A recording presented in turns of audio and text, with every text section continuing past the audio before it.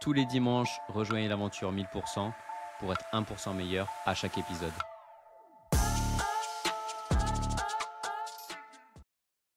Dans le cadre de notre partenariat avec Nutri&Co, on est heureux de vous proposer moins 10% sur tout le site avec le code podcast10. Il y a un code en description. Retour au podcast. Bonjour à tous, bonjour à tous les deux. Bon, il n'y a pas Alexandre aujourd'hui pour recevoir David Nicolas, qui est le créateur de Limitless Project et avec qui on va discuter de viande, d'abat et notamment de sa gamme de produits féroces dont on détaillera les détails un peu plus tard.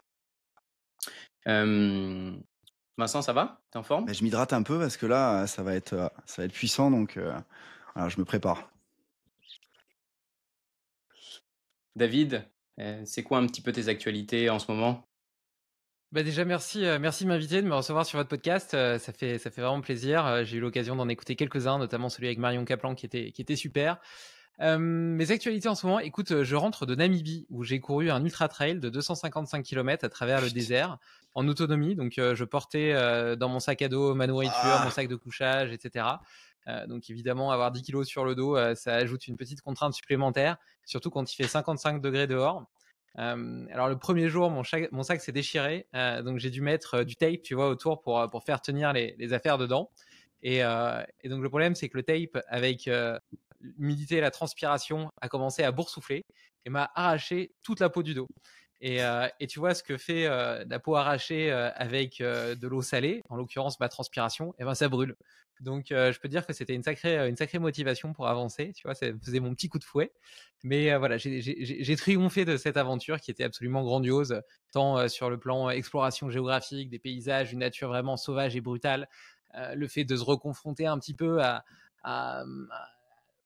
un inconfort entre guillemets qui te permet vraiment d'apprécier celui que tu as au quotidien, parce que pendant une semaine tu dors par terre sans oreiller, voilà, tu es en train de courir toute la journée, tu peux évidemment pas prendre de douche, etc. Et au final ça te permet vraiment de reconsidérer la chance que tu as de vivre dans le confort de ton habitation. Ça m'aide aussi à différencier, tu vois, les choses qui sont importantes de celles qui sont futiles, d'avoir une meilleure vision de ma mission, de la façon dont j'ai envie de dédier mon temps, des personnes qui sont importantes pour moi, etc. Et donc, tu sais, dans la vie, tu vis toujours plein d'émotions. Et là, c'est un petit peu comme si toutes ces émotions, la joie, la contemplation, la fierté, mais aussi la peur, le découragement, la douleur, étaient concentrés sur 5 jours. Et donc, ces 5 jours qui ont une telle densité, c'est que la notion de densité est quelque chose qui est très intéressante et importante pour moi, que ce soit dans mon alimentation ou dans la façon dont je vis chaque seconde de ma vie. Et bien là, c'était vraiment une aventure extrêmement dense. Donc, je reviens de ça. Et donc là, je suis à Évian, au bord du lac Léman, où il fait 5 degrés dehors. Donc, je suis passé de 55 à 5, ce qui fait un sacré gap. Mais voilà, ça laissera à mon corps le temps de se reconstruire, parce que malgré tout, ça reste un stress important d'un point de vue physiologique. Tu t'accordes combien de temps de récup là, avant de reprendre des entraînements conséquents? Écoute, là, j'ai déjà recommencé à faire plutôt du renfort musculaire. Donc, j'ai pas recommencé à courir parce que j'ai les pieds un petit peu explosés. J'ai eu plusieurs ampoules et petites blessures aux pieds, comme tout le monde d'ailleurs, pendant cette aventure, cette course. Donc mes pieds ont besoin d'un peu plus de temps pour récupérer. Mais voilà, d'un point de vue physique et forme, je me sens bien. Donc, je fais des entraînements au kettlebell, au poids de corps, un petit peu tous les jours sur des types EMOM sur une trentaine de minutes. Et puis, je fais de la marche, donc à peu près 1 heure de marche par jour. Et voilà, et je pense que la semaine prochaine, je suis à Paris. Mardi, à mon avis, je recommencerai à faire des petits entraînements de course à pied. Quoi, c'est 15 jours après, c'est ça? Ça fera 10 jours. Ouais. 10 jours, ok. Très bien. Dans le cadre de ton podcast Limitless Project, est-ce que tu as reçu, je pense, pas mal d'intervenants pour parler d'alimentation et notamment de viande? Et c'est le sujet qui va nous intéresser aujourd'hui. Est-ce que tu pourrais nous éclairer un petit peu sur la place de la viande dans l'alimentation de l'homme? Alors tu sais, tu me dis: «J'ai reçu pas mal de gens, pour parler de viande», mais en réalité, D'alimentation, ouais, ouais, alimentation. ouais, non, mais clairement, mais si tu veux, pourtant, alors que je suis passionné par la nutrition, que j'ai lu des tas de livres de physio et cetera, moi, je m'étais un peu convaincu du fait que la viande, c'était pas bon pour la santé. Donc j'avais diminué drastiquement ma consommation de viande rouge, je continuais à manger, des œufs, du poulet, et puis, pas mal, de légumes, de poissons, et puis j'avais ajouté des légumineuses, dans mon alimentation. Il s'avère que je pense que, heu, l'alimentation, la nutrition, c'est quand même quelque chose, qui est très, individuel, et on oublie ce caractère individuel. Bien sûr, il y a l'aspect, génomique, que j'ai largement exploré avec le docteur Mouton, mais même indépendamment du terrain génomique, il y a la santé de tes muqueuses intestinales, il y a les habitudes de tes parents, il y a ce que tu as mangé pendant les 3 premières années de ta vie. Enfin voilà, tout ça fonde un terrain très spécifique, et donc je suis pas du tout en train de dire que les légumineuses sont mauvaises pour tout le monde, mais en tout cas pour moi, elles m'ont vraiment pas réussi. Donc cette espèce de virage vers le végétarisme a été plutôt un échec. Suite à quoi, j'ai réincorporé un peu plus de protéines animales et diminué, par conséquent, tout ce qui était, produits céréaliers et hem et légumineuses pour adopter plutôt une alimentation type low carb, qui est celle qui me semble me donner l'énergie la plus stable tout au long de la journée. Voilà, cette parenthèse mise à part, dans ce parcours-là, je me suis aperçu que, heu, beaucoup de croyances que j'avais sur la viande rouge étaient très dogmatiques et en réalité, infondées. Notamment, je pensais que pour moi la viande c'était, des protéines, principalement des protéines, et les vitamines et les minéraux, et bien, je devais aller les chercher dans les légumes. Donc je mangeais énormément de légumes, j'en mange d'ailleurs toujours beaucoup. Mais, quand tu fais une analyse comparative du statut nutritionnel et notamment micronutritionnel, donc en vitamines et minéraux, de la viande, et que tu la compares par exemple avec des carottes, des brocolis, tout un tas de légumes, tu t'aperçois qu'en réalité, la viande rouge, un steak haché, tout simple, sans même parler des abats, est d'une densité micronutritionnelle absolument incroyable. Et voilà, et donc tu as énormément de vitamines du groupe B, de zinc, de sélénium, etc. Enfin, il y a vraiment beaucoup, beaucoup, beaucoup de micronutriments, et en quantité beaucoup plus importante que dans les légumes.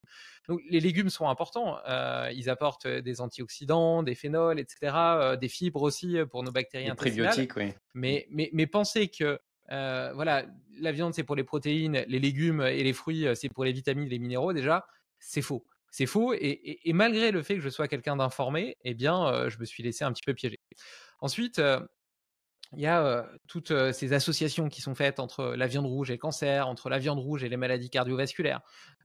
Et en réalité, lorsque j'ai creusé un petit peu ces études, et je ne l'ai pas fait tout seul. Comme tu l'as dit, j'ai reçu des médecins, des scientifiques. J'ai un ami, notamment JB Bourgeois, qui est médecin urgentiste, médecin du sport, qui a fait une grosse étude sur le sujet. On s'aperçoit que c'est relativement faux et infondé. Parce qu'il y a beaucoup de biais méthodologiques, notamment le biais de l'utilisateur en bonne santé. En fait, les études autour de la viande rouge qui la corrèlent à un risque plus élevé de mortalité sont des études observationnelles et non causales. C'est-à-dire qu'ils ont observé que généralement, les populations qui mangent plus de viande rouge ont un risque de mortalité plus élevé. Mais là-dedans, il y a tout un tas de facteurs, et notamment le fait que les gens qui ont une consommation plus élevée de viande rouge, et surtout aux États-Unis, eh bien, sont naturellement des gens qui vont plus facilement consommer des hot dogs, des burgers, donc des glucides transformés, raffinés. Ils vont peut-être avoir des comportements moins sains, c'est-à-dire être plus sédentaires, fumer, boire de l'alcool. Et en fait, tous ces facteurs confondants jouent évidemment dans l'équation. Donc, comment définir à la fin que c'était la viande rouge le problème et pas tous ces autres comportements annexes? Et il y a beaucoup d'études récentes qui ont essayé de corriger ces biais, qui s'appellent notamment le biais de l'utilisateur en bonne santé, et qui se sont aperçus qu'en réalité, les omnivores n'avaient pas un risque de mortalité plus élevé que les végétariens,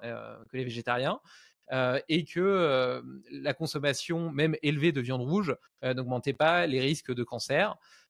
Et quant aux maladies cardiovasculaires, c'était surtout lié aux graisses saturées, parce que dans la viande rouge, on a des graisses saturées, tout comme dans le fromage, le beurre, etc. Mais c'est pareil, en réalité, elles étaient accusées d'augmenter le cholestérol.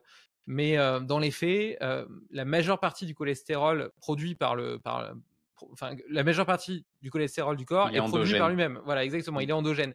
Et il adapte sa production en fonction des apports alimentaires. Donc le fait de consommer des graisses saturées augmente pas drastiquement le cholestérol. Par contre, le fait de manger des glucides raffinés, lui, Mm. augmente le cholestérol. Donc en fait, le coupable, on a souvent pensé que dans le burger, le coupable c'était la viande rouge, mais en fait c'est plutôt le pain qui est autour. Et donc voilà, donc ça c'est pareil, tu vois, sur l'aspect cardiovasculaire, il y a pas mal d'études qui sont sorties.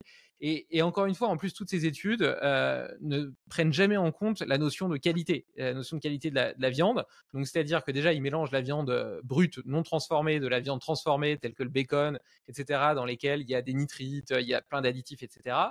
Et par ailleurs, même au sein de la viande non transformée, ils vont pas faire de différenciation entre du bœuf qui est élevé à l'herbe et du bœuf qui est nourri aux céréales.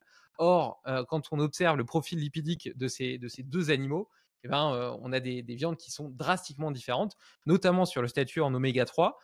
Donc, dans le corps, donc ces acides gras polyinsaturés dont on a besoin, qui sont tous les deux essentiels, mais qui ont besoin d'être équilibrés l'un et l'autre.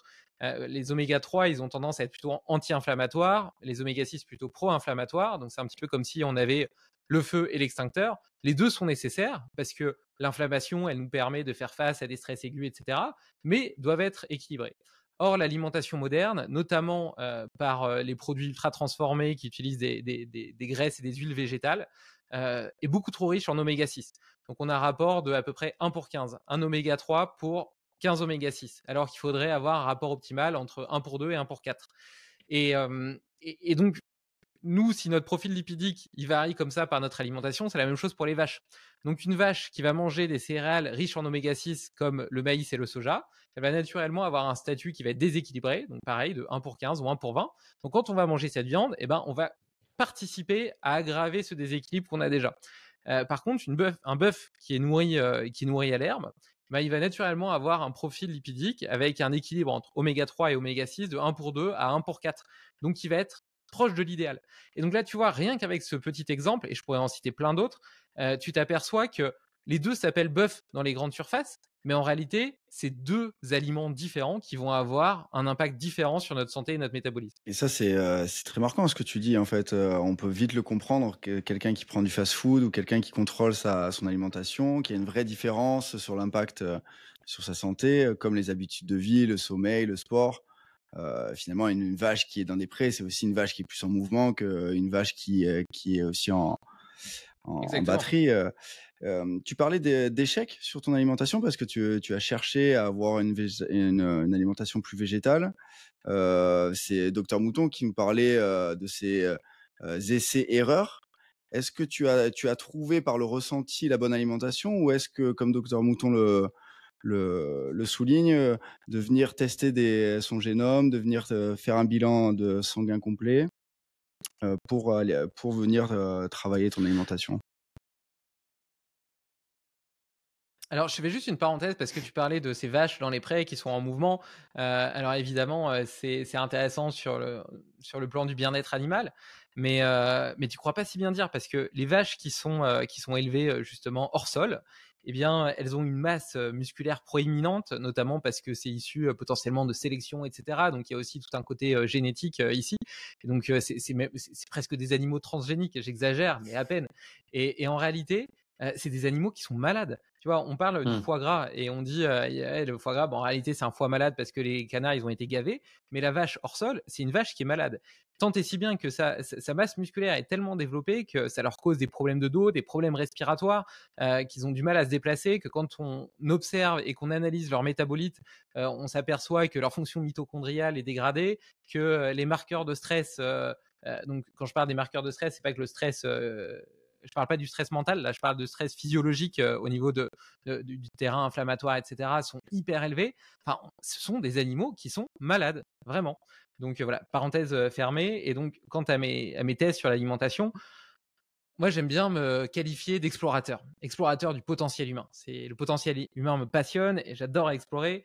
Vous le savez, grâce à un podcast, on peut avoir accès à un terreau de réflexion extrêmement riche. Et moi, je me suis vraiment nourri de ce terreau de réflexion. C'est-à-dire qu'à chaque fois que je recevais un athlète, un entrepreneur, un scientifique, un médecin et qui me parlait d'un nouvel outil, d'une nouvelle voie que je n'avais pas encore testée, eh bien, je l'expérimentais dans mon quotidien. Et donc, ça m'a amené à vivre des expériences folles, aller en haut du Mont Blanc, à faire une retraite ayahuasca, à aller faire du yoga tout le monde en Italie et un tas d'autres choses. mais aussi à tester des tas de régimes alimentaires. Donc, il y a une période où je faisais beaucoup plus de musculation et où je me gavais de glucides avec 100 grammes de flocons d'avoine au petit-déj, 100 grammes de riz cru le midi, 100 grammes de flocons d'avoine au goûter, T'avais mal 100 au grammes ventre. de riz cru encore le soir, plus... ah ouais, mais j'en pouvais plus. Et puis là, en termes d'énergie, etc., c'était zéro, quoi. J'ai testé le paléo, le végétarien, le végétarien. J'ai jamais été jusqu'au véganisme parce que je considère que c'est pas un régime qui est optimal pour la santé. Il peut s'entendre pour des raisons Moral. éthiques, voilà, pour des raisons éthiques et voilà, des choix personnels, individuels. Mais et ça d'ailleurs, Docteur Mouton sera d'accord avec moi. C'est pas un régime de santé et de longévité. Aujourd'hui, grâce à la chimie, on est capable d'être vegan. Mais de mon point de vue, c'est pas un régime optimal. Par contre, voilà, j'ai testé aussi le cétogène et puis le low carb. Le low carb, en réalité, c'est ce qui me convient le mieux. Aujourd'hui, j'ai une alimentation, je fais du jeûne intermittent. Pas, oui, bon, il y a des avantages pour la santé sur la régulation, notamment de la glycémie, que je peux contrôler. D'ailleurs, tu parlais de marqueurs sanguins. Il y a un facteur d'hémoglobine glycosylée qui permet de voir justement, de prévenir notamment le diabète bien avant qu'il n'arrive, et notamment également les maladies neurodégénératives. Donc le jeûne intermittent est hyper puissant pour normaliser ce marqueur sanguin-là. Mais la raison principale pour laquelle je le fais, c'est que ça me donne une énergie hyper stable pour toute la matinée. Et je me sens hyper performant et productif dans mon travail comme ça. Le midi, j'ai tendance à manger une grosse salade de légumes de saison, cuits ou crus selon la saison, avec une huile d'olive de très haute qualité. On pourra revenir d'ailleurs sur la qualité de l'huile d'olive parce que j'ai fait des découvertes assez incroyables sur le sujet. Vas-y, on y est. Ok, David, n'hésite pas. l'huile d'olive, tu regardes des études, notamment autour du régime méditerranéen et crétois. Et donc le régime méditerranéen et crétois sont considérés comme les régimes les plus efficaces pour accroître la longévité humaine. Et l'une des raisons principales est liée à la consommation accrue d'huile d'olive. C'est vraiment une pierre angulaire dans les raisons invoquées. Il y en a d'autres, mais dans les raisons invoquées par les scientifiques sur les bienfaits de ce régime. Or, l'huile d'olive utilisée dans ces régimes, naturellement produite dans leur région, est une huile qui est très riche en polyphénols. C'est-à-dire, les polyphénols, c'est des composés phytochimiques des plantes, des olives, qui ont des effets bénéfiques sur le corps à plein de niveaux, de prévention de cardioprotectrice, prévention des cancers, pour le système immunitaire, pour le diabète, etc. Enfin, toutes les maladies métaboliques, entre guillemets, C'est un sont... antioxydant. Ouais, bon, effectivement, ça a un effet, oui globalement, ça réduit le stress oxydatif. On peut dire ça. Et donc, ils ont entre 600 et 800 mg de polyphénol par kilo. Maintenant, tu prends une huile bio, donc je parle d'une huile bio quand même, hein, non filtrée, etc., achetée en grande surface.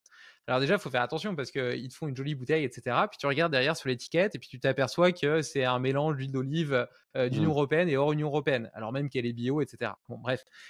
Mettons que tu arrives à en trouver une d'une seule provenance qui assurera déjà une qualité un petit peu supérieure. Eh bien, en moyenne, tu seras à 150 mg de polyphénol par kilo. Ce qui veut dire que pour avoir les bienfaits escomptés du régime méditerranéen ou crétois et de l'huile d'olive, eh bien, tu vas devoir mettre 5 ou 6 cuillères à soupe d'huile d'olive dans ta salade au lieu d'une dans les études d'origine. Sauf que si tu mets 5 à 6 cuillères le midi et 5 à 6 cuillères le soir, quand tu sais que 1 gramme d'huile d'olive, ça te fait 9 kilocalories, je pense que tu seras obèse avant d'avoir les bienfaits liés à l'huile d'olive. Et tu vois, c'est un peu comme mon discours sur le bœuf où je te dis, tu vois, en grande surface, du bœuf élevé aux céréales, il va s'appeler bœuf, alors que moi je vends du bœuf qui est élevé à l'herbe et il s'appelle bœuf aussi, mais c'est pas le même produit. L'huile d'olive, entre une huile d'olive de certaines provenances d'Espagne, de Grèce, de Crète ou d'Italie de haute qualité, vs une huile d'olive que même biologique que tu vas acheter en grande surface, c'est pas le même produit et il n'aura pas le même impact sur le corps. Cette parenthèse mise à part, donc beaucoup de légumes le midi, des œufs et des petits poissons gras, sardines, maquereaux. Pour les sardines, je les achète. J'achète un sachet surgelé d'1 kilo en grande surface que je fais cuire au vitaliseur de Marion et puis ensuite je les mixe entières, donc avec la tête, avec les abats, etc., les écailles, et c'est extrêmement riche en termes de densité nutritionnelle. Je les mixe avec une mayonnaise maison que je fais moi-même avec justement une très bonne huile d'olive à la fois c'est bon et en même temps, enfin là pour le coup, on parlait avant d'enregistrer des oméga 3, c'est une bombe en oméga 3 et pas que, même en termes de collagène, en termes de plein de choses, de minéraux, de d'iode, etc. Enfin c'est vraiment une bombe. Je préfère des protéines plutôt légères le midi parce qu'elles ont un impact sur ma digestion qui est plus faible. Et j'évite de manger des glucides le midi en trop grande quantité parce que je préfère avoir une glycémie bien stable pour avoir de l'énergie l'après-midi. Mais je me fais souvent une salade de fruits quand même en dessert pour recharger un petit peu mes stocks de glycogène, étant donné que j'ai un entraînement en fin d'après-midi, un entraînement de sport en fin d'après-midi. Et puis le soir, c'est une grosse assiette avec pas mal de protéines, cette fois-ci lourdes, donc plutôt de la viande, du poulet, du bœuf, des abats, etc. Avec des légumes, toujours des légumes de saison, mais plutôt cuits le soir. Et puis voilà.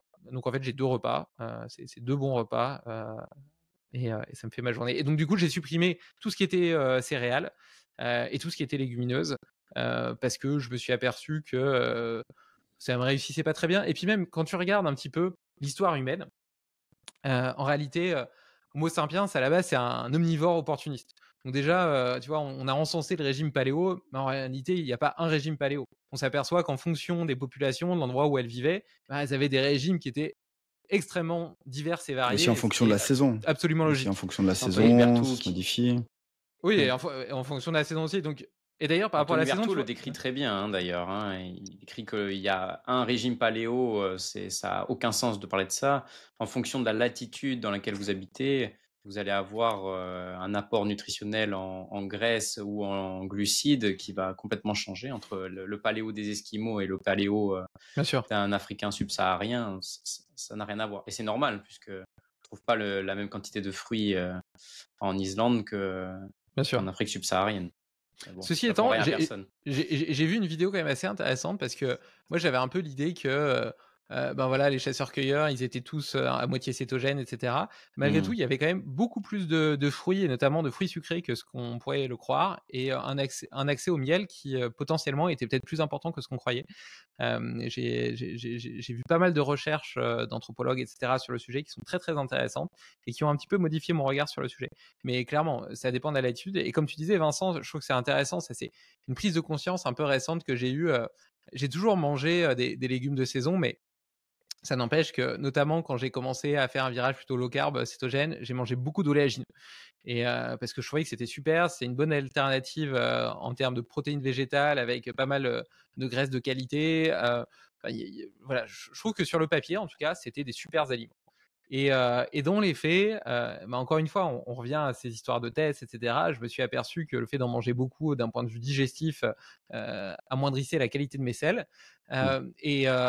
Et récemment, j'ai pris conscience que c'était un petit peu une aberration de manger des oléagineux toute l'année. Et en fait, tu vois, c'est pareil pour les myrtilles, etc. On dit que les myrtilles, c'est un super aliment, qu'il faut en manger plein et que comme ça, on va prévenir, accroître notre longévité. Mais tout ça, en fait, tous ces aliments végétaux étaient disponibles à une certaine période de l'année pendant un espace-temps, peut-être allant de 3 semaines à 2 mois, et jamais plus longtemps. Et tu vois, toutes les problématiques aujourd'hui qu'on entend autour des oxalates, des antinutriments, etc., eh ben, sont probablement des problématiques liées au fait qu'on surconsomme un type d'aliment toute l'année.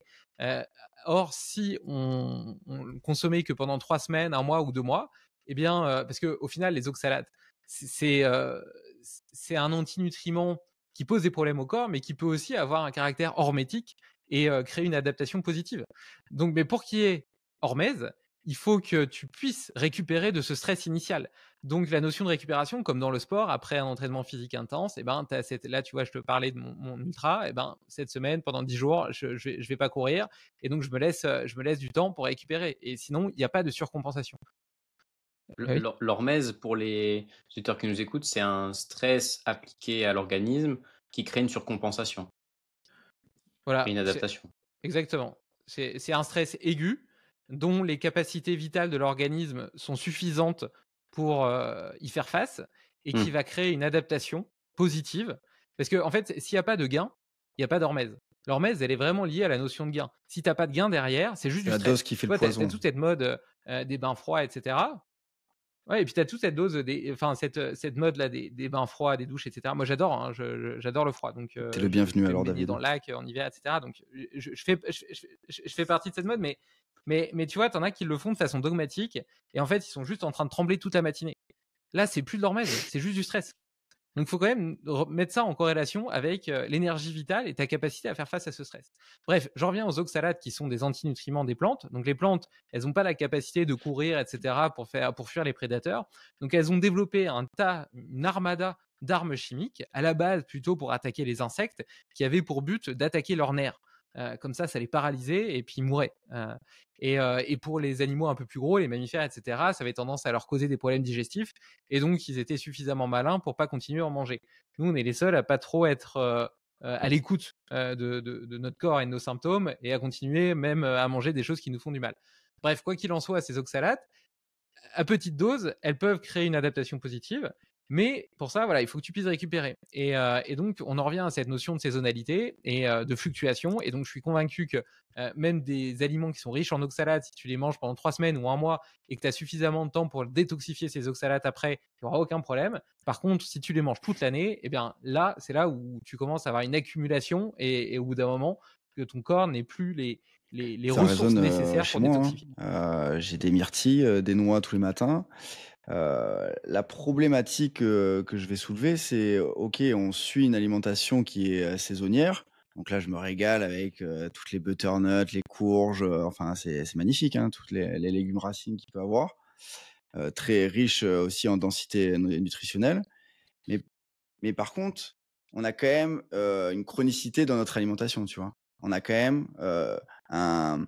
Comment tu adaptes ça dans ton quotidien? C'est-à-dire, tu as une liste de courses type, enfin, je suppose, moi en tout cas, c'est comme ça que je fonctionne. J'ai quand même une base de courses où bah, mes myrtilles, mes noix vont se retrouver là. Est-ce que toi, tu fais exprès de faire des cycles de 3 mois comme si tu faisais une cure d'oxalate et puis après tu. Non, moi j'ai choisi j'ai choisi quelque chose de beaucoup plus simple, qui est que je vais faire mes courses dans un magasin bio, et j'achète que du coup les produits de saison qui sont locaux, et voilà. Et donc je sais jamais trop à l'avance ce que je vais trouver, ce que je vais acheter. J'achète les trucs sans même trop savoir comment les cuisiner. Et en fait, je parlais tout à l'heure du vitaliseur de Marion. Je trouve que c'est vraiment un outil qui est chouette. Donc c'est juste un cuit vapeur qui permet de cuire à la vapeur douce. Mais le gros avantage que ça a, c'est que je me suis aperçu avec le temps que sans me poser de questions, j'ai juste à acheter des légumes, à les couper en morceaux, à les mettre dedans. Je regarde même pas forcément le temps de cuisson, je les laisse un peu dedans, et puis à un moment j'ouvre, je regarde un peu quelle tête ils ont, s'ils ont l'air cuits ou pas. Et puis je les mets dans mon assiette avec une excellente huile d'olive. Je reviens avec la notion d'importance de la qualité de l'huile d'olive. Donne-nous des clés pour la sélectionner, l'huile d'olive là. Mais Parce tu sais que que j'ai l'impression, je sais David, pas ce que que je j'ai la dois même acheter vie que demain toi. là. Le vitaliseur, David. moi, ça a révolutionné ma vie. Enfin, je redécouvre les légumes, Et un ouais, trait d'huile et en d'olive, fait, fleur de sel. ils sont tellement bons. Ouais, un peu de sel, voilà, exactement. Non, mais Quelques herbes de Pierre, Provence, Marine, sa et c'est juste femme, il excellent. faut que Et pour donc, Noël, tu lui achètes ouais, le vitaliseur. Voilà. ouais, c'est sûr. Ouais, maintenant, mais Peut-être dès pas demain, pour voilà. Noël, mais je nous l'offrirai à tous C'est les deux. exceptionnel. Et tu vois, c'est super d'un point de vue préservation des vitamines, etc. Mais même en simplicité de cuisine et en goût, parce que du coup, là, tu as des légumes qui sont super bons, naturellement, au naturel. Et comme il dit Vincent, tu vois, tu rajoutes filet d'huile d'olive, un peu de fleur de sel, un peu d'herbe de Provence. Et donc, à côté de ça, tu te fais cuire ta viande, ton poulet, ton poisson, ou tes œufs. Et ben, ça y est, t'as ton assiette qui Et est faite. Et voilà, tu me moi, donnes mes les assiettes, frissons, elles sont là, comme David, ça, parce que tout vraiment, simplement. c'est le message qu'il faut passer aux auditeurs. Je me rends compte que la cuisine, c'est d'une simplicité et c'est gustativement vraiment exceptionnel en fait. Il n'y en a rien à faire. Vitaliseur, ça cuit très vite. Trait d'huile d'olive, fleur de sel. Choisissez de bonnes protéines qualitatives et dégustez. Voilà. Magnifique. Et tu vois, Vincent, en plus, tu pourrais te dire, ouais, c'est boring, parce que les gens qui suivent des recettes, c'est aussi pour apporter de la variété dans ce qu'ils font. Mais là, l'avantage, comme tu manges des légumes de saison, bah là, tu parlais des courges butternut, des potimarrons et tout. Ben voilà, en ce moment, c'est ça. Après, ça va être, j'en sais rien, ça va être des panais, des carottes, et puis après, ça va être des poireaux, et puis après, ça va être des pommes de terre, et puis après, ça va être les tomates, les courgettes et les aubergines. Et au final, tu as une variété sur toute l'année, parce que tes légumes de saison, c'est jamais les mêmes. Et d'ailleurs, dans mes magasins bio, il y a des fois, je vois des trucs, je les ai jamais vus de ma vie. Tu vois, c'est vraiment une découverte. Et puis bon, bah, Le j'achète, je céleri teste. rave.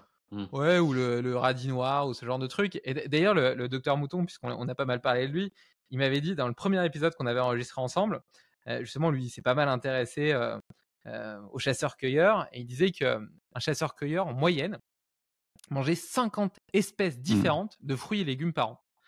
Et le Homo modernus doit être au maximum à 10. Quand tu vas dans un rayon de Oui. supermarché classique, tu as toujours toute l'année les mêmes tomates, les mêmes courgettes, etc. Et, Patates douces, chou-fleur, et encore, brocoli, tu connais les haricots patates verts. douces. Tu fais partie des rares personnes qui connaissent les patates Non, douces, hein. non, non, non, les gens qui écoutent ça. Comment tu fais pour être en low carb en mangeant des courges? Bah, je suis pas en cétogène, hein, je suis en low carb. Donc, c'est-à-dire que Tu la, peux la part de définir? mes glucides. Ouais, bah, cétogène, tu essaies d'être sous les 50 grammes de glucides Mmh. par jour. Voilà.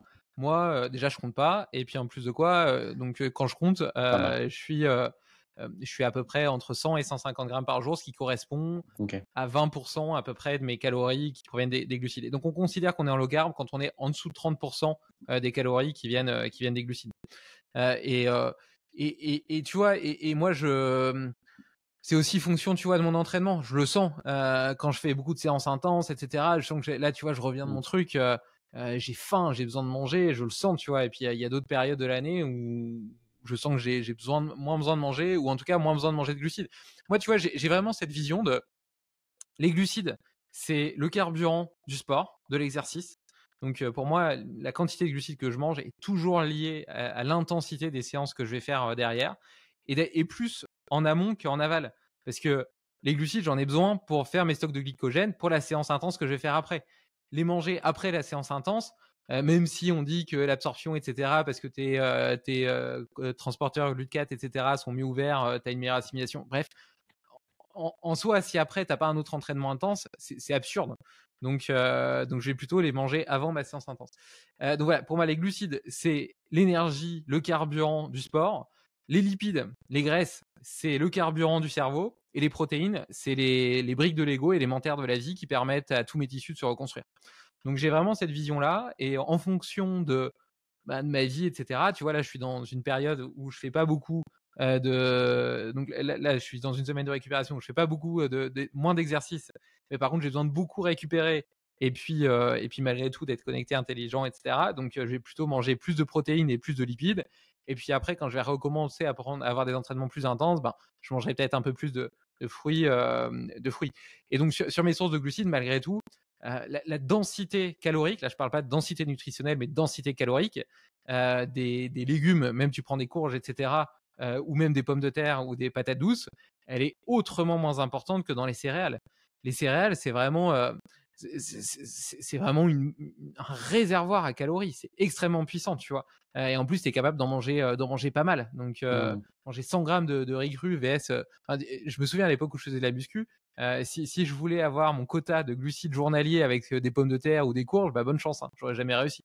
Donc, voilà, faut voir ça aussi, tu vois. Pendant 99% de l'histoire humaine, l'alimentation des chasseurs-cueilleurs, c'était de la viande et des végétaux naturels. Et puis les derniers 1%, justement, c'est les céréales et les produits transformés. Alors les céréales, ils ont eu un rôle hyper important dans la croissance des populations, des cités, des villes, etc. Parce que la croissance de la population a été telle qu'on a eu besoin d'accéder justement à des ressources caloriques faciles à stocker, etc.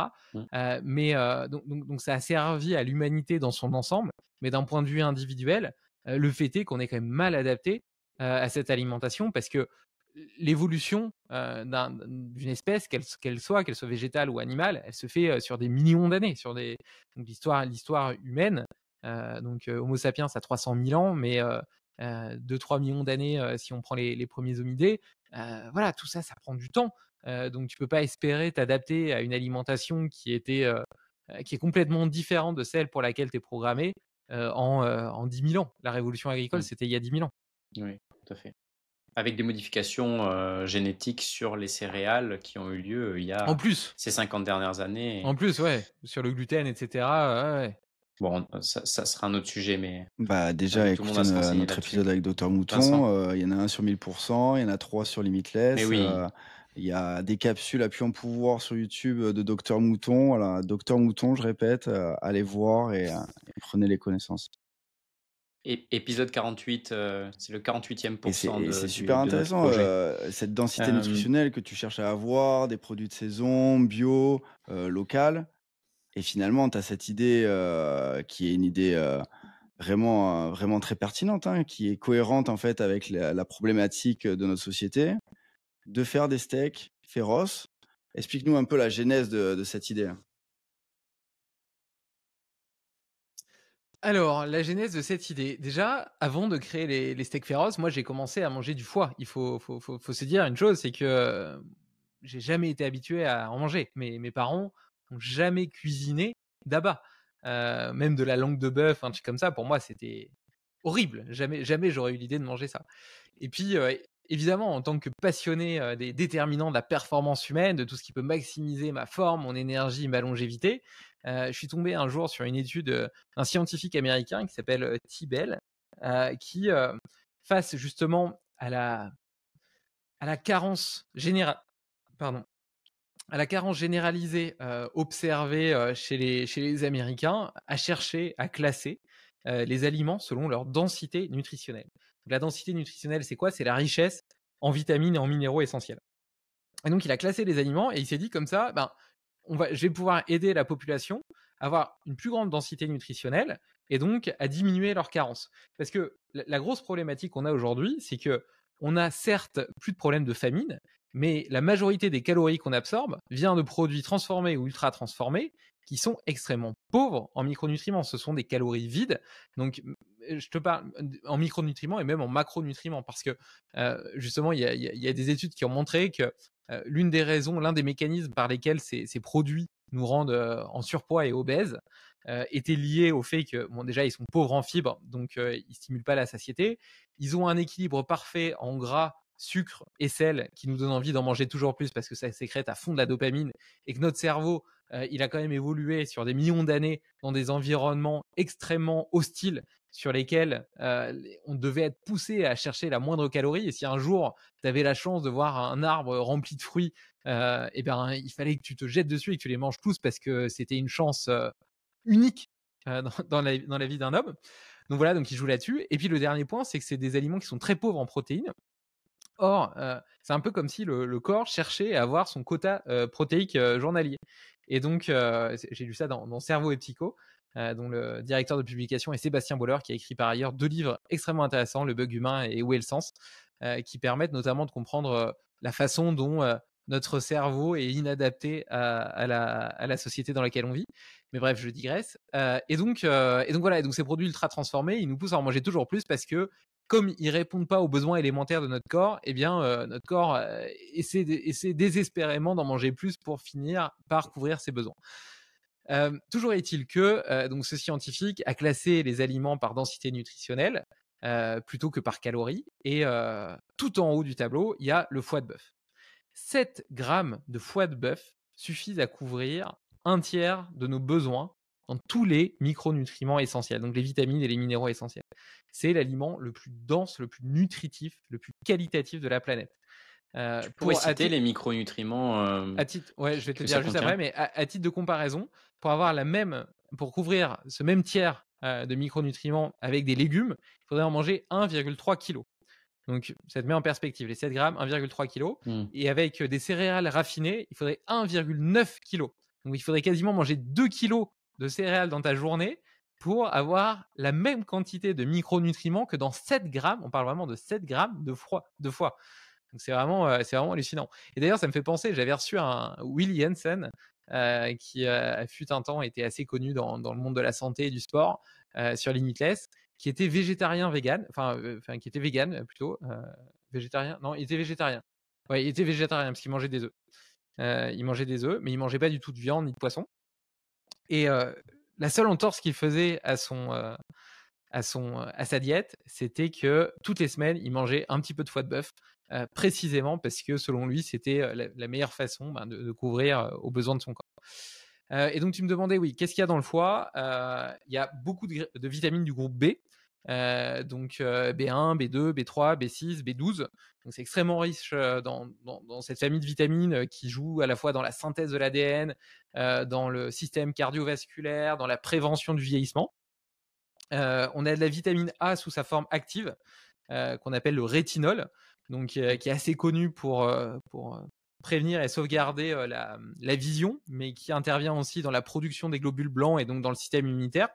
À la différence du bêta-carotène, qui est le précurseur de la vitamine A, qu'on trouve Ouais, dans voilà, le qu'on règne trouve dans les végétal. carottes, mais voilà, qui doit être converti derrière pour pouvoir donner la forme active qui est le rétinol. Carottes, patates douces dans les courges, je crois aussi.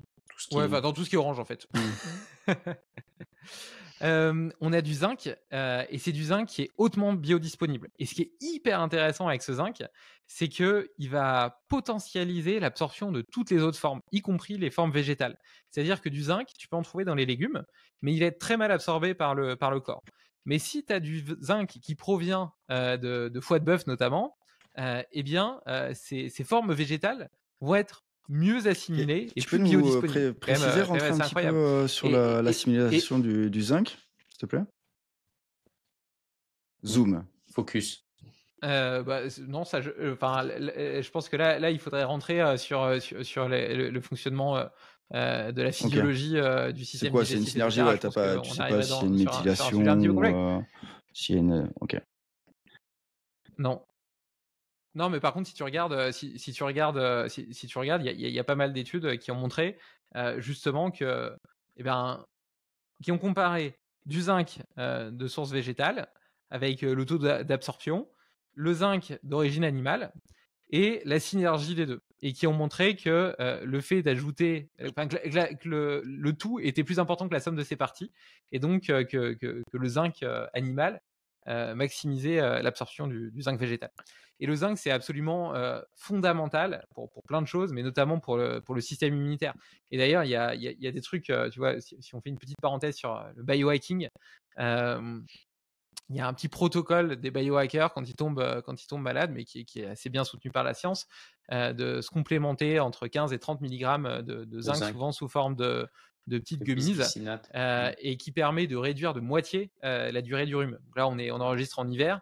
En plus, si on y croit, ça potentialise encore.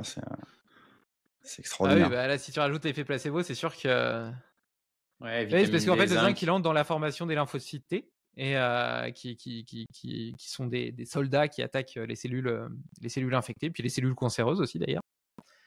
Donc voilà, donc il y a du zinc, il y a du fer hénique, il y a du cuivre, il y a beaucoup de cuivre qui sert à plein de choses, notamment dans les neurotransmetteurs, les nerfs, etc. Il y a un petit peu de vitamine D, un peu de vitamine C. Il y a du fer aussi. C'est riche en vraiment beaucoup de choses. Oui, le fer héminique, à la différence du fer du monde végétal, qui est beaucoup plus difficile à assimiler. C'est peut-être le même parallèle que tu faisais avec le zinc, finalement. Et d'ailleurs, en parlant de ces synergies, tu vois, le cuivre, il maximise aussi l'absorption du fer héminique. Et là, ça permet d'introduire la notion de matrice. Tu as parlé d'ailleurs tout à l'heure d'Anthony Berthoud, c'est quelque chose qui lui est très cher, cette notion de matrice alimentaire. Donc, il faut quand même se dire que la nature, elle a conçu des aliments, elle a passé des milliards d'années à concevoir des aliments spécialement adaptés pour la santé et la vitalité humaine. Et donc, ces aliments, ils sont préservés dans une matrice cellulaire où tu as un tas de micronutriments qui agissent en synergie. Donc là, je viens de le montrer, tu vois, le cuivre augmente l'absorption du fer. Et en fait, des synergies comme ça, il y en a dans tous les sens. Et c'est pareil dans les proportions de chacune, tu vois, la quantité de vitamine A par rapport au zinc, par rapport au truc, par rapport au truc. Et tout ça crée des patterns qui sont à la fois reconnaissables par le corps, donc qui vont être beaucoup mieux gérés, beaucoup mieux absorbés, beaucoup mieux utilisés, beaucoup mieux digérés. Et puis aussi des effets synergiques, comme on vient de le dire. Et ça, évidemment, avec des compléments alimentaires, tu vas pas les avoir. Parce que le complément alimentaire, tu vois sur ton bilan sanguin, tiens, je manque de magnésium, je vais ajouter du magnésium, mais c'est des doses qui sont absolument pas physiologiques, qui n'ont pas d'équilibre par rapport à d'autres, tu vois. Dans un aliment, si tu avais 100 mg de magnésium, tu aurais peut-être en même temps forcément tant de milligrammes de zinc, tant de milligrammes de vitamine B, etc. Là, tu as juste le magnésium tout seul, et donc c'est un pattern qui est pas reconnaissable. Alors je dis pas qu'il faut jamais se complémenter, mais malgré tout, une complémentation, même avec des molécules qui peuvent être semblables à celles qu'on peut trouver dans la nature, ne pourra jamais être aussi efficace qu'un produit préservé dans sa matrice. C'est la biodisponibilité, et c'est ce que tu me disais avec le fait de manger des sardines entières avec Mmh. les protéines, le collagène, les oméga 3 et tout ce qui l'entoure, hein. On essaie de tout séparer et se dire: «Et si je prenais des compléments de tout ça, est-ce que ça ferait une sardine?» Non, c'est pas, heu, C'est le C'est piège, un ouais. peu le on peut piège pas aussi, tu imiter la vois, nature, hein, c'est un peu le piège des protéines, en poudre. végétales, tu sais, des espèces de steaks végétaux et cetera. Mmh. C'est marrant parce que même moi, tu vois, par le passé, je voyais ça dans les grandes surfaces et mon inconscient me disait: «Bah, c'est un produit sain» parce que justement il est végétal, qu'il y a une belle petite feuille dessus et cetera. En fait, quand tu regardes la liste des ingrédients, c'est pas un aliment, c'est un produit ultra transformé, c'est de la chimie Mmh. et Mmh. donc comme tu le dis très bien, ils ont essayé de prendre, bah tiens, ils veulent tant de protéines, donc ils mélangent de la protéine de soja avec de la protéine de riz, avec machin, etc., pour avoir leur quota de protéines. Puis ils rajoutent un peu de vitamine ceci et vitamine ceci pour avoir le côté vitaminique, machin, etc. Puis un peu d'exhausteur de goût, d'arôme de machin et de trucs pour que ça ait le bon goût. Et puis un peu de gélatine pour que ça ait la texture. En fait, enfin, c'est Frankenstein, quoi. Tu dans Matrix, tu sais, quand ils mangent leur bouillie, Ouais. ultra concentrée et Et pourquoi c'est toi, à le monde du l'inverse, futur. tu Vincent? viens faire un produit où tu cherches à augmenter la densité nutritionnelle et ma question ce serait pourquoi tu as choisi du foie et du cœur? Est-ce que tu peux donner un petit peu la répartition Alors, de ton steak? Alors j'ai commencé à manger du foie et puis, par chance, j'ai aimé ça et probablement que comme tu le disais Vincent, par effet placebo, j'étais tellement convaincu des bienfaits du foie que je me suis peut-être, tu vois, conditionné à aimer, donc j'ai aimé. Et donc évidemment, j'ai eu envie d'en faire manger à ma femme et à mes enfants. Alors l'avantage, c'est que mes filles, elles sont toutes petites, donc elles mangent tout. Par contre, ma femme, ça a été beaucoup plus compliqué, elle a pas du tout aimé. Et donc je me suis dit: «Bon, bah, c'est embêtant, j'aimerais bien qu'elle en mange et cetera» et je me suis dit: «Bah, tiens, si je le cachais dans un steak haché». Et ça faisait déjà un moment, tu sais, après ce virage végétarien, je m'étais mis en quête, d'une viande de haute qualité qui réponde à mes standards, à mes exigences, sur les modes d'élevage, sur le bien-être animal, sur, le bilan carbone et cetera. Et donc j'avais sourcé un élevage, en Normandie, qui correspondait à mes valeurs et chez qui je commandais déjà depuis plusieurs années pour ma propre consommation. Et donc, comme tout entrepreneur qui se respecte, quand j'ai une idée, ben, j'ai vite envie de la tester avant même de savoir si je vais en faire un vrai projet. Donc, je les appelle et je leur dis: «Bah, voilà, j'ai cette idée, est-ce que vous pensez que c'est possible?» Ils me disent: «Oh là, ça risque, je trouve l'idée géniale, mais ça risque d'être compliqué, parce que le foie, il sait pas bien se tenir et cetera, machin et tout». Et le lendemain, il me rappelle et il me dit, «Bon, bah, j'ai parlé avec, François, des éleveurs de la Charentonne, qui est l'atelier de découpe et transformation. Il est super, emballé par l'idée, il est d'accord de faire un test». Dis-toi que c'est une boîte qui fait quand même, 250 salariés et 50 millions de chiffre d'affaires. Donc, c'est quand même une chance que, il ait envie, de faire un test sur un lot test de 100 kilos, donc un mini lot, quoi. Pour un petit jeune perdu, en Haute-Savoie, qui a une idée un peu débile, quoi. Et donc il fait le test et moi en parallèle, j'enregistre un podcast avec, Florence et je parle de ce projet-là. Il y avait même pas encore de nom à cette époque-là. Je parle de ce projet-là pendant le podcast, je le publie et là je reçois des dizaines de mails d'auditeurs de Limitless qui me disent: «Je veux tester, je veux tester, je veux faire partie des bêta-testeurs» et cetera. Et donc moi je m'étais embarqué dans mon lot test de 100 kilos de l'autre côté. Il était même pas encore fait que je l'avais déjà vendu en totalité, quoi. Donc là je me dis: «Bon, bah, OK, il y a un produit market fit, il y a des gens qui sont intéressés, et puis de l'autre côté, j'ai une supply, donc c'est-à-dire une voie d'approvisionnement qui correspond à mes standards qualité, etc. J'ai un atelier qui accepte d'avancer avec moi sur cette idée, donc go quoi. Et donc et voilà. Et en fait, c'est une boîte qui aujourd'hui est ma boîte principale et celle à laquelle je dédie tout mon temps. Et depuis ce matin, depuis 6 heures du mat, j'étais dans l'entrepôt de logistique que je viens de louer. Donc, c'est juste un hangar, en fait, dans lequel je suis en train de monter une chambre froide, des bureaux, etc. Mais avant d'enregistrer avec vous, donc je suis à fond là-dedans et je m'éclate parce que c'est une boîte qui répond vraiment à ma mission qui est de nourrir le potentiel humain. Je le nourrissais déjà intellectuellement, maintenant je vais pouvoir le nourrir physiologiquement. Et donc, pour répondre à ta question, Vincent, sur les morceaux, donc le foie, on a bien compris pourquoi. Donc, j'en ai mis 15% dedans. Ce qui permet vraiment d'avoir une densité nutritionnelle incroyable et en même temps, un goût qui est pas, qui est excellent. Tu regardes sur le site, on a 130 avis, 5 étoiles, même des personnes, ça m'a surpris, qui étaient végétariens, qui avaient arrêté de manger de la viande, qui ont recommencé à en manger parce qu'ils étaient sûrs de la qualité, du bien-être animal et cetera. Mais tu vois, forcément, quelqu'un qui est végétarien et qui a pas mangé de viande depuis 3 ans, il a un palais qui est naturellement plus sensible déjà. malgré tout, même eux, alors qu'il y a du foie dedans, ils ont tous trouvé ça super bon, tu vois. Même mon frère qui déteste les poissons gras, les sardines, tout ce qui peut changer, même le canard, enfin tout ce qui peut sortir de l'ordinaire, il déteste. Bah, il en mange régulièrement, il adore ça. Donc vraiment en termes de goût, c'est super. Et donc l'avantage du cœur, c'est que le cœur, c'est l'organe le plus riche en coenzyme Q10. La coenzyme Q10, c'est un antioxydant qui est extrêmement puissant. Et puis c'est aussi un élément qui est utilisé dans la production d'énergie dans les mitochondries. Donc qui a 2 avantages principaux. Le premier chez les sportifs, parce que forcément, ils ont une consommation beaucoup plus importante de Q10 et donc il y a vraiment une corrélation entre le taux de Q10 et les performances sportives. Et puis la deuxième, c'est en prévention du vieillissement. J'avais reçu Vincent Foulonneau sur mon podcast, qui est un expert en vieillissement, en vieillissement, sur les causes et les facteurs du vieillissement. Et pour lui, l'un des seuls compléments qui serait intéressant de prendre en parallèle de la zone 2. Donc la zone 2, c'est cet exercice de faible intensité qui peut être la marche rapide, la course à pied ou le vélo. Donc il conseille de faire de la zone 2 et de prendre de la Q10 en complément. Et pour lui, c'était l'une des choses les plus efficaces pour prévenir le vieillissement. Et donc le cœur, c'est vraiment l'organe humain qui est le plus concentré en Q10. Donc le fait de rajouter un petit peu de cœur, ça nous permet d'avoir un statut intéressant en Q10 et puis aussi d'apporter un peu plus de sélénium. Donc voilà, donc il y a 5% de cœur, 15% de foie, 5% de cœur et 80% de muscle dans le steak. Oui, parce qu'au final, on est tous, la plupart des Français ils mangent de la viande musculaire et très très peu d'abats par exclusion. Il y a quand même un problème de qualité et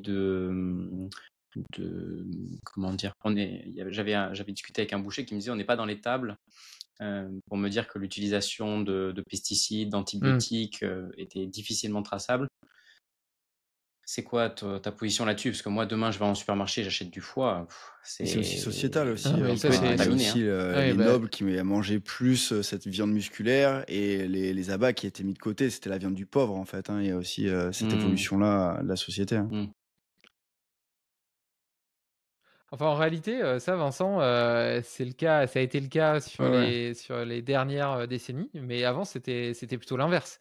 Et d'ailleurs, il y a même eu une période de l'histoire où, au contraire, les abats, c'était les morceaux nobles, et le muscle, c'était ce qu'on donnait aux chiens. Donc bon. Le cœur, c'était pour le chef. Et, et donc, Pierre, pour répondre à ta question, tu as raison, tu fais bien de le souligner. Bon, pour le cœur, il n'y a pas trop de problématique, mais plutôt pour le foie, qui est vraiment l'usine de chimie du corps, de traitement et de détoxification. Et donc, pour les rognons, moi, j'en mets pas. Donc, voilà, mais t'as raison, c'est la même problématique. Et donc voilà, donc le foie, c'est vraiment l'usine de détoxification du corps. Donc, c'est lui qui va potentiellement garder tous les contaminants, etc.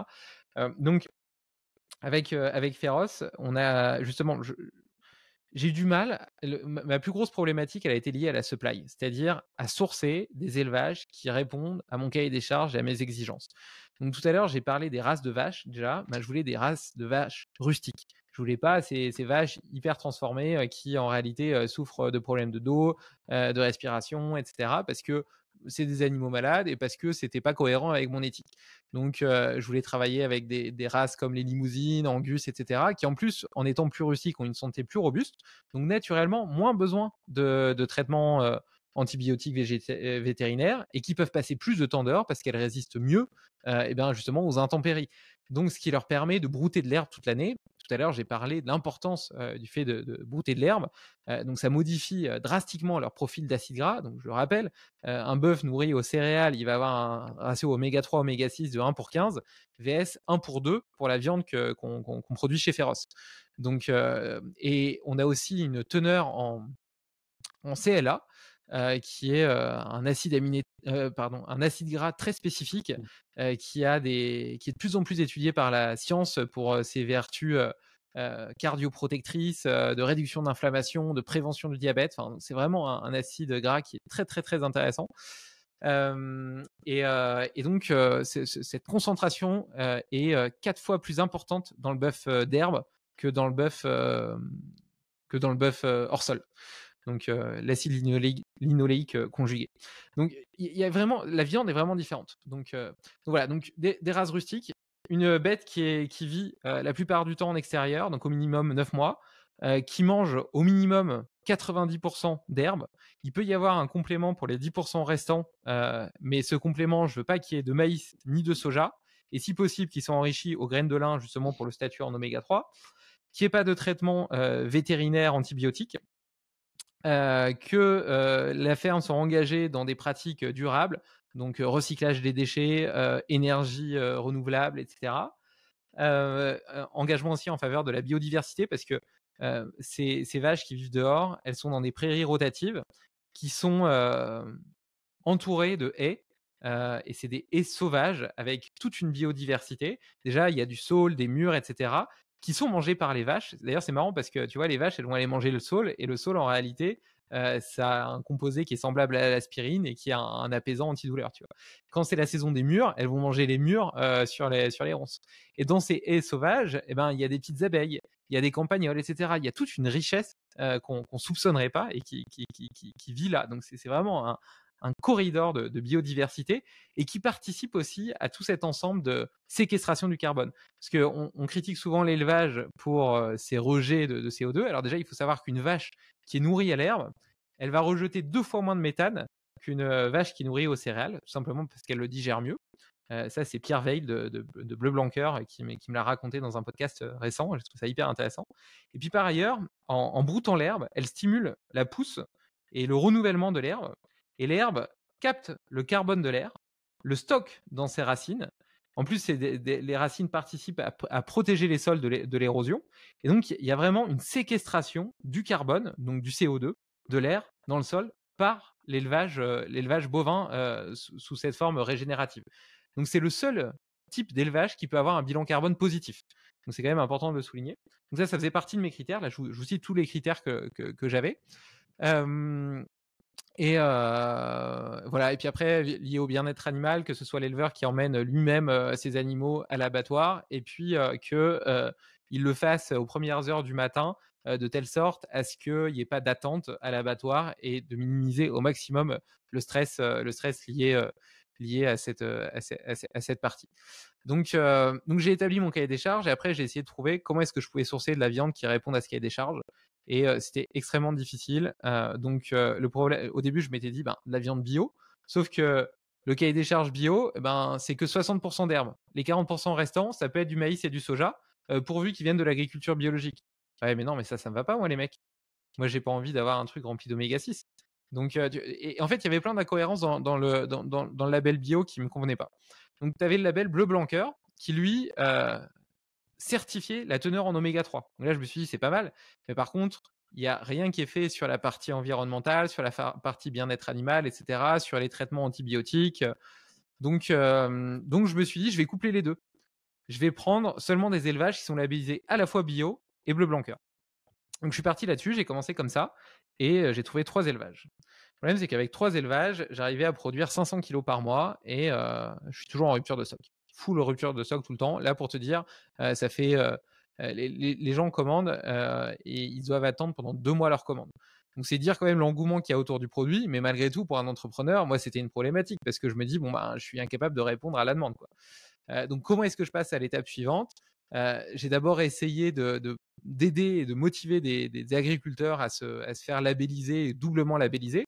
En fait, pour eux, c'est des lourdeurs administratives, des contrôles supplémentaires, etc., pour une valorisation de la viande qui est même pas forcément plus importante par la suite. Donc, ils n'ont aucun intérêt à le faire. Et puis, finalement, j'ai décidé de créer ma propre certification qui répond à ce cahier des charges. Donc, j'ai trouvé des élevages qui n'étaient pas labellisés, mais qui répondaient à mon cahier des charges, grâce aux éleveurs de la Charentonne, qui est l'atelier de transformation qui fait mes steaks et qui est mon partenaire depuis le début.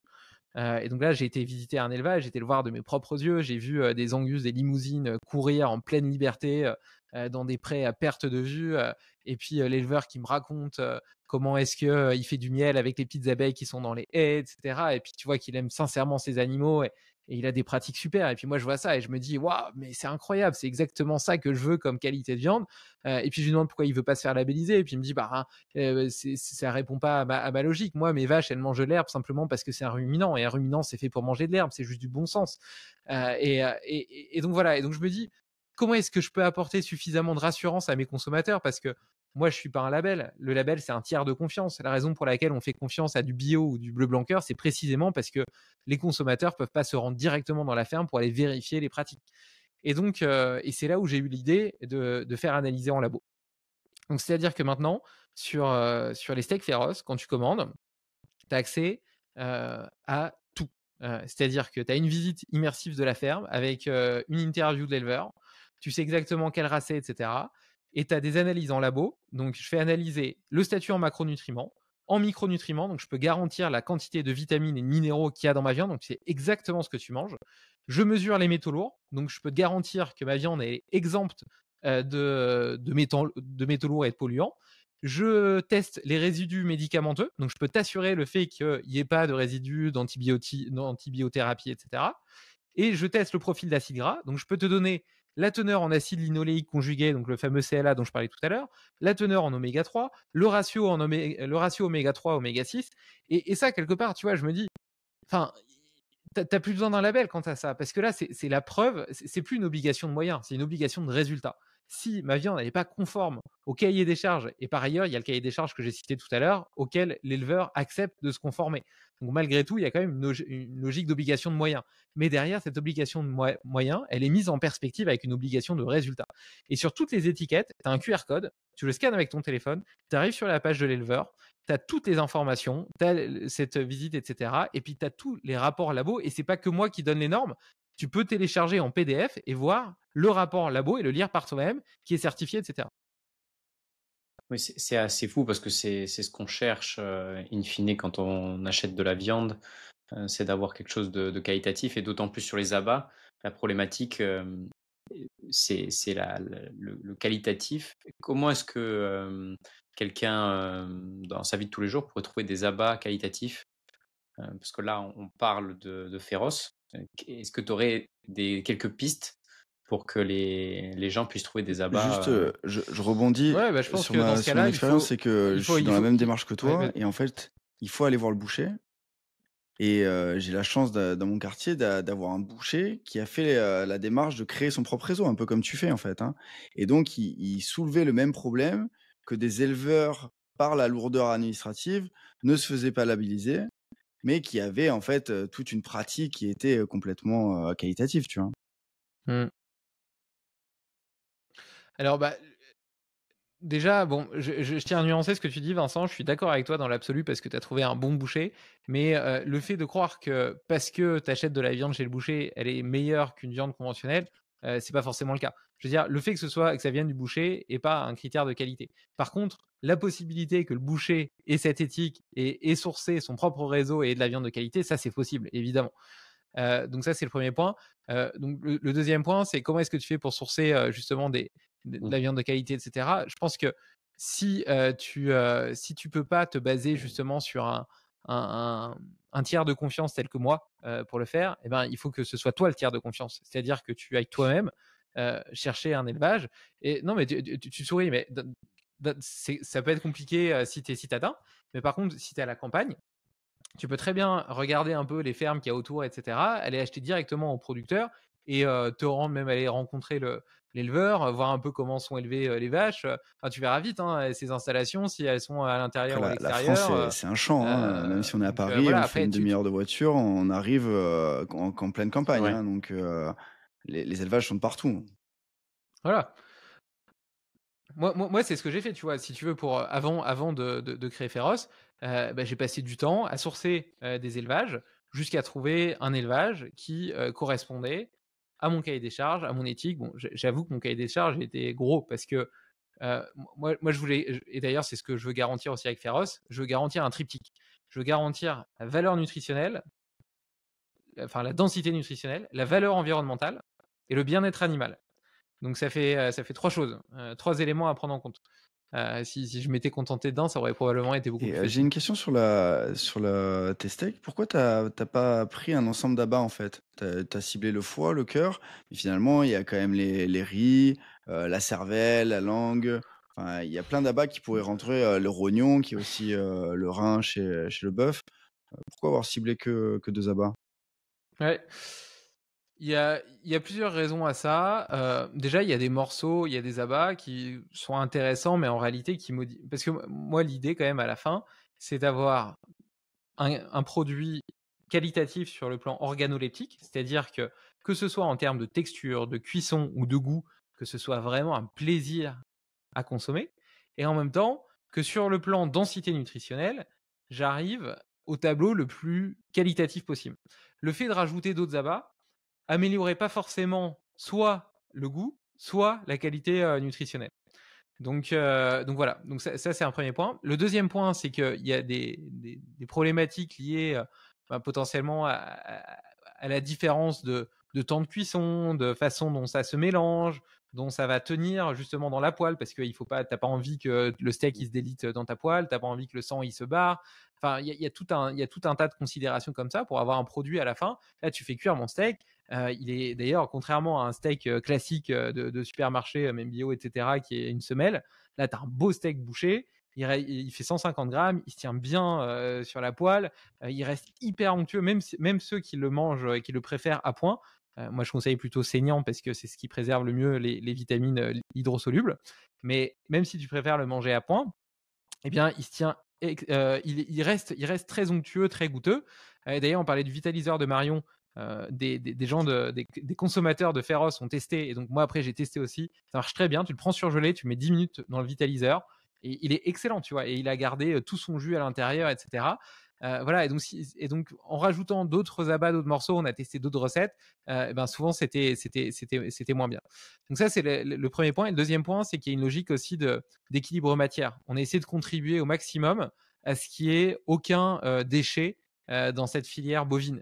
C'est-à-dire que jusqu'à maintenant, le foie, le cœur, c'est des organes qui potentiellement sont jetés ou utilisés pour la pet food.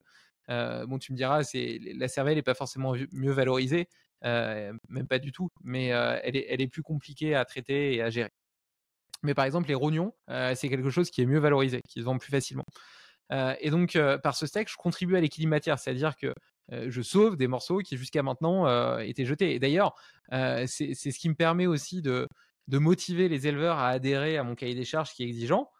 C'est que derrière, je peux mieux valoriser leur carcasse, je l'achète plus cher, tout simplement parce que j'en utilise une plus grosse partie.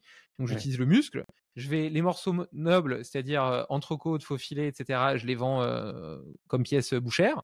Donc il n'y a pas vraiment de différenciation sur ce point, si ce n'est que je garantis que c'est une viande de très haute qualité. Et puis le suif, donc c'est-à-dire la graisse de bœuf, je vais la réutiliser, la conditionner pour la mettre en pot. Et donc ça te fait un pot comme un pot de ghee. Tu vois, le ghee, c'est le beurre clarifié. Le suif, c'est vraiment une graisse qui est hyper qualitative pour la cuisson, notamment parce qu'elle est extrêmement stable à la cuisson. Elle est, contrairement à ce qu'on croit, c'est pas que des acides saturés. Elle est à 50% composée de monoinsaturés, comme dans l'huile d'olive. Et comme c'est du bœuf nourri à l'herbe, etc., elle a un profil d'acide gras qui est vraiment excellent, extrêmement riche en acide linoléique conjugué d'ailleurs, dont je parlais tout à l'heure. Donc c'est vraiment une graisse qui est extrêmement qualitative et qui, pendant toute l'histoire humaine, en réalité, a été notre principale source de graisse. On n'avait pas accès à de l'huile de colza ou de l'huile d'olive à l'époque. Donc j'utilise le suif et je vends le suif sous forme de pot comme ça. Ensuite, les os, je récupère les os, je les fais bouillir pendant 20 heures et grâs à ça, je fais du bouillon et du bouillon d'os. Le bouillon d'os, déjà, c'est très riche en minéraux de toutes sortes. Ça a des effets et des vertus sur le soin de la muqueuse intestinale, et on sait aujourd'hui à quel point notre muqueuse intestinale est malmenée par notre alimentation et ça pose des tas de problèmes. Le premier, c'est lié à cette perméabilité intestinale qui peut laisser des grosses molécules entrer et notamment créer toutes les maladies auto-immunes, les infections, les allergies, etc. Et dont le chef de file de ces protéines qui rentrent est notamment le gluten. C'est pour ça qu'il y a plein de gens qui arrêtent d'en manger. Mais tout ça, c'est quand même lié à l'intégrité de la muqueuse intestinale. Et donc ce bouillon d'os, il participe justement à faire une espèce de gel qui fait comme une espèce de pansement et qui la soigne. Et la santé de cette muqueuse, elle est aussi liée à l'assimilation. On parlait tout à l'heure de l'effet synergique que tu as dans une matrice alimentaire. C'est super d'avoir une densité nutritionnelle extrêmement grande dans un aliment, mais encore faut-il l'absorber, en faire quelque chose. Et donc ça, c'est vraiment lié à la qualité, au fonctionnement de tes différents organes, donc tes organes digestifs, mais aussi ton foie, la sécrétion de la bile, du sucre pancréatique, etc., qui sont tout un tas de substances qui sont créées par le corps et qui permettent la digestion. D'ailleurs, la digestion, j'en fais une parenthèse, mais elle commence dans la bouche. Le premier organe digestif, c'est la bouche. Et donc, la première façon d'optimiser, de maximiser la digestion, c'est de bien mastiquer, de prendre vraiment le temps de bien mâcher, déjà parce que ça permet de réduire en bouillie ce qu'on mange et donc d'avoir un bol alimentaire qui arrive dans l'estomac qui est déjà bien éclaté. Et puis, ça entoure tout ça de salive. Et la salive, elle a des enzymes, notamment de l'amylase salivaire, un peu de lipase, même si elle est moins efficace à cet endroit-là, qui commencent déjà à digérer, en l'occurrence, les glucides, les lipides, etc. Bref, donc toujours est-il que ce bouillon d'os, il sert à ça. Et puis le bouillon d'os, c'est avant qu'on fasse des compléments alimentaires à base de collagène, le bouillon d'os, c'était notre apport de collagène. C'est-à-dire que nos ancêtres, ils faisaient du bouillon d'os, mais ils mangeaient aussi des cartilages, etc. D'ailleurs, quand tu manges du poulet, tu sais que tu peux casser par exemple les cuisses et tu as des parties blanches, un peu cartilagineuses. En fait, d'habitude, tu les manges pas. En réalité, elles se mangent, ça croque sous la dent, c'est très bon. C'est juste qu'on n'a jamais eu l'habitude de les manger. Moi, j'ai découvert ça récemment grâce à mon ami Pierre Dufresne, naturopathe et fondateur du centre de l'Hormèse, que j'ai vu manger une fois ça. Je me suis dit, mais ça se mange ça? Et puis il me dit, ouais, c'est super riche en collagène. Je fais, ah bon? Et donc je teste, et en fait, c'est bon, tu vois, ça croque et tout, c'est super. Donc voilà, ces tissus conjonctifs, toute cette peau, etc., tous ces os, faisaient partie de notre alimentation et nous permettaient justement de couvrir nos besoins en collagène. Et en fait, dans le collagène, c'est pas tant le collagène qui est important, c'est surtout la glycine. La glycine, c'est un acide aminé qui est dit semi-essentiel, parce que le corps, il est capable d'en créer par lui-même de façon endogène en combinant d'autres. Le problème, c'est qu'il va en produire 2,5 grammes par jour, alors que les besoins du corps pour renouveler ces tissus, parce que c'est un précurseur justement du collagène, et le collagène, c'est vraiment la protéine du lien. C'est-à-dire que quand tu étudies un livre de physiologie, tu vas voir ton corps comme des lasagnes. Ta peau, depuis le derme, l'épiderme, le derme, etc., jusqu'à l'os, tu vois ça comme des lasagnes bien séparées, comme si chaque partie était différenciée. Alors qu'en réalité, quand tu regardes avec des caméras sous-cutanées, etc., qui regardent un petit peu comment ça se passe, c'est pas vrai. Tout ça est entremêlé et tout ça est en lien. Et tu vois des filaments de collagène qui relient l'os avec la peau, etc., et qui partent et qui projettent dans tous les sens. Et donc, en fait, on a l'impression que le corps il est séparé alors qu'il y a une unicité qui est totale. Et qu'est-ce qui garantit cette unicité? C'est ces fibres de collagène qui passent et traversent tous les tissus les uns les autres. Et le collagène, il est fait à partir de quoi? De briques essentielles et notamment de cette fameuse glycine. Et d'ailleurs, on s'aperçoit que quand on complémente les gens en glycine, il y a des effets anti-âge avec la retardation de l'apparition des rides, des os plus solides, des articulations plus fortes, etc., des artères plus souples. On a une amélioration du temps de sommeil, de la sécrétion de l'hormone de croissance, de la masse musculaire, notamment de façon assez spectaculaire chez les personnes âgées. Et qu'est-ce qui est le dénominateur commun de tout ça? Tout simplement que la glycine, c'est une brique. Je disais tout à l'heure que les protéines, c'était un petit peu les briques de Lego de reconstruction. Et la glycine, c'est une de ces briques qui est à la base de la construction de toutes nos structures, de notre maison physiologique, à la base de la construction de notre maison, de notre toit, de nos murs, etc. Et voilà. Et sauf qu'aujourd'hui, en apport alimentaire, c'est peanuts. Donc, effectivement, tu peux te complémenter en collagène ou en glycine, ou alors tu peux consommer du bouillon d'os. Et donc, nous, on fait bouillir les os pendant 20 heures. Il faut les faire bouillir très longtemps à feu très doux, justement pour réussir à récupérer tous ces minéraux et ces acides aminés. Et puis avec un petit peu de vinaigre de cidre, parce que le vinaigre justement participe à rendre, à détacher ces protéines de collagène, et les rendre plus biodisponibles. Et voilà. Et après, on fait évaporer l'eau de telle sorte à ce que ce bouillon d'os il soit concentré. Et ça te fait un pot de confiture. Et après, tu prends avec une petite, ça te fait un peu comme du miel, tu vois. Ça a ce côté un peu sirupeux. Tu prends une cuillère à café. Tu mets ta cuillère à café dans une tasse comme ça, avec de l'eau bouillante. Et là, tu bois ce bouillon d'os. En fait, c'est juste super bon, quoi. Ça te fait une soupe, c'est juste super bon. Je parlais tout à l'heure, moi je mange pas de céréales, mais si tu manges les céréales, t'en mets une cuillère à café dans ton riz ou dans ton sarrasin, etc., ça leur donne un goût de dingue, c'est super bon. Et pour terminer, le poulet, tu te fais un poulet, moi je mets justement du bouillon d'os avec un peu de sauce soja, des herbes de Provence, un petit peu d'eau, justement parce que comme il est concentré, ça permet de le délier. Oh, ça te fait une sauce de poulet. Wow. Et c'est simple, hein, ça prend. Tu vois, moi je mets ça dans ma tasse, je mets ça. Bon, il y a des gens qui vont hurler. Je mets ça 2 minutes dans mon micro-ondes pour que ça réchauffe. Je suis pas anti micro-ondes, donc voilà. Et donc j'ai ma sauce qui est prête, que je mets sur mon poulet, que j'ai éventuellement fait cuire au vitaliseur de Marion. Et en fait, ça m'a pris 2 secondes et c'est juste trop bon, quoi. C'est trop bon et c'est, encore une fois, hyper Donc dense là, d'un point de c'était vue une écologique. masterclass pour nous dire que tout est bon dans le bœuf, hein. Tu prends le bœuf et tu l'utilises. On connaissait tout est bon dans Ouais. le cochon, mais finalement, tout est bon de partout. Est-ce que, à moyen terme, tu vises à faire des steaks, d'autres, sources animales comme, du poulet, de l'agneau, du porc? Ou c'est pas du tout, un projet? Alors, je réfléchis à faire une saucisse ou un boudin à base de porc parce que j'ai trouvé une super filière de porc et potentiellement avec des abats différents. Tout à l'heure, tu posais la question, Pierre, mais donc là, potentiellement, peut-être avec de la cervelle. Enfin, il y a des choses intéressantes à faire avec le porc et le fait que ce soit dans un boyau, ça supprime certaines contraintes que j'ai avec le steak qui me permet justement de valoriser d'autres abats. Et j'ai trouvé une filière porc qui est hyper qualitative. Sur la volaille, pas pour l'instant. Il y a des choses super à faire, notamment moi j'adore les foies de poulet. Mais le problème de la volaille, c'est que j'ai pas encore trouvé le moyen de trouver des volailles élevées à l'herbe. C'est-à-dire, enfin élevées à l'herbe. En réalité, c'est pas l'herbe qu'elles mangent, c'est plutôt tous les insectes qu'il y a dans l'herbe et toutes les petites graines, etc. Mais pour l'instant, j'ai trouvé que des élevages de poulets élevés au grain. Euh, et, euh, et donc c'est pas totalement cohérent avec ma vision et ce que j'ai envie de faire. Par contre, tu me parlais tout à l'heure d'huile d'olive. J'en ai bien fait la promo. Je suis en train j'ai sourcé un cultivar, un moulin J'attends en les tips, Andalousie. hein, Et pour les sélectionner, les huiles d'olive, justement, David. Tu Maintenant, me là, donnes. David. donc là, j'ai sélectionné un cultivar en Andalousie. Et donc si tu veux, pour avoir une huile d'olive extrêmement riche en polyphénol, il y a plusieurs choses. Un, il faut que ce soit une récolte précoce. C'est-à-dire que la plupart des cultivateurs d'huile, ils attendent que les olives soient noires et soient tombées au sol.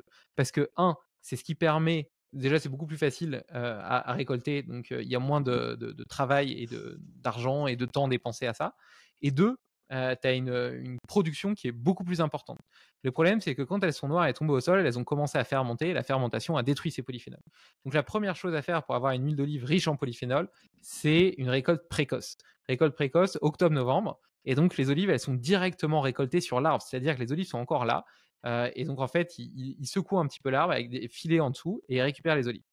La deuxième chose qui est liée à la première, c'est qu'il faut que le temps entre la récolte et le processus de malaxage, etc., qui permet d'extraire l'huile d'olive, soit le plus court possible.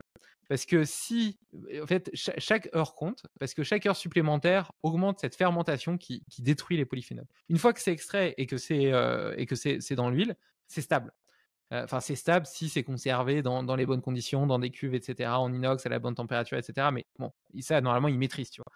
Donc, contrairement à ce qu'on pourrait penser, un cultivar qui serait très, très traditionnel, très ancestral, eh ben, peut-être qu'il n'aurait pas la plus haute teneur en polyphénol parce qu'il va il va peut-être mettre 3 jours ou 4 jours à faire son huile d'olive, là où quelqu'un qui est un petit peu mieux équipé, là, donc le cultivar que j'ai trouvé, donc c'est en Andalousie, donc c'est un cultivar qui a quand même plus de 100 ans, qui utilise un savoir-faire du village, tu vois, c'est un petit village, etc. Donc c'est des locaux qui font ça de père en fils. Donc il y a cette connaissance, cette compréhension qui est très fine de savoir exactement à quel moment il faut récolter.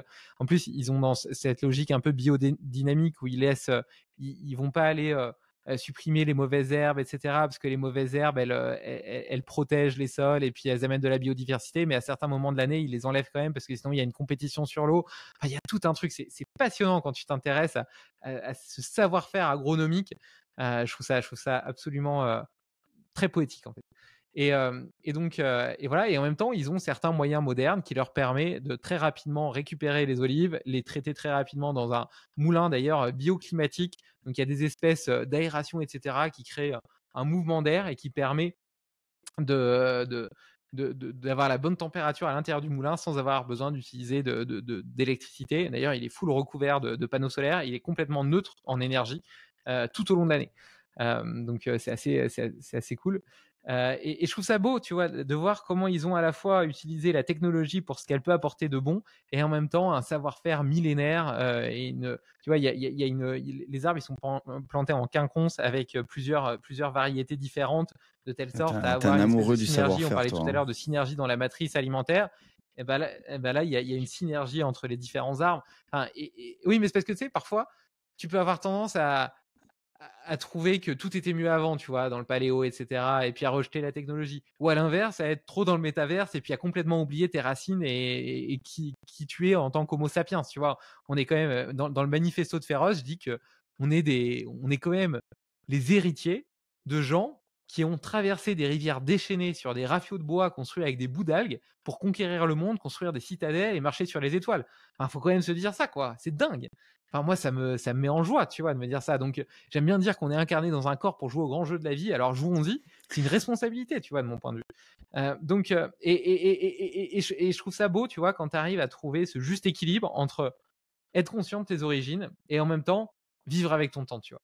Et donc voilà. Et donc ce cultivar, et donc après, donc voilà. Donc là, en Andalousie, donc après, il y a des variétés qui sont naturellement plus riches en polyphénol, notamment la piquale. Et voilà, et donc là, moi, donc la récolte a eu lieu, l'huile d'olive a été faite. Là, elle arrive en France vendredi chez un atelier qui s'occupe de l'embouteillage. Donc moi, je l'achète en vrac, elle arrive dans des fûts. Et donc j'ai acheté des contenants d'1 litre en fer blanc qui protègent du soleil, de l'oxydation, etc., dans lequel il n'y a pas de plastique. Enfin voilà, vraiment un truc super.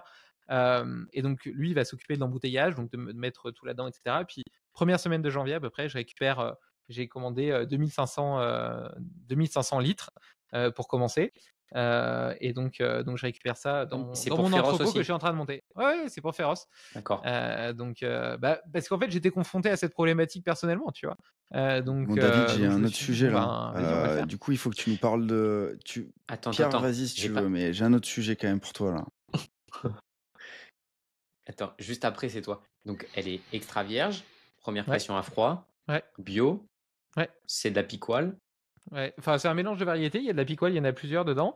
Et j'ai repris, tu vois, la genèse de mes autres produits, c'est-à-dire que j'ai fait analyser en laboratoire la teneur en polyphénol, le taux d'acidité.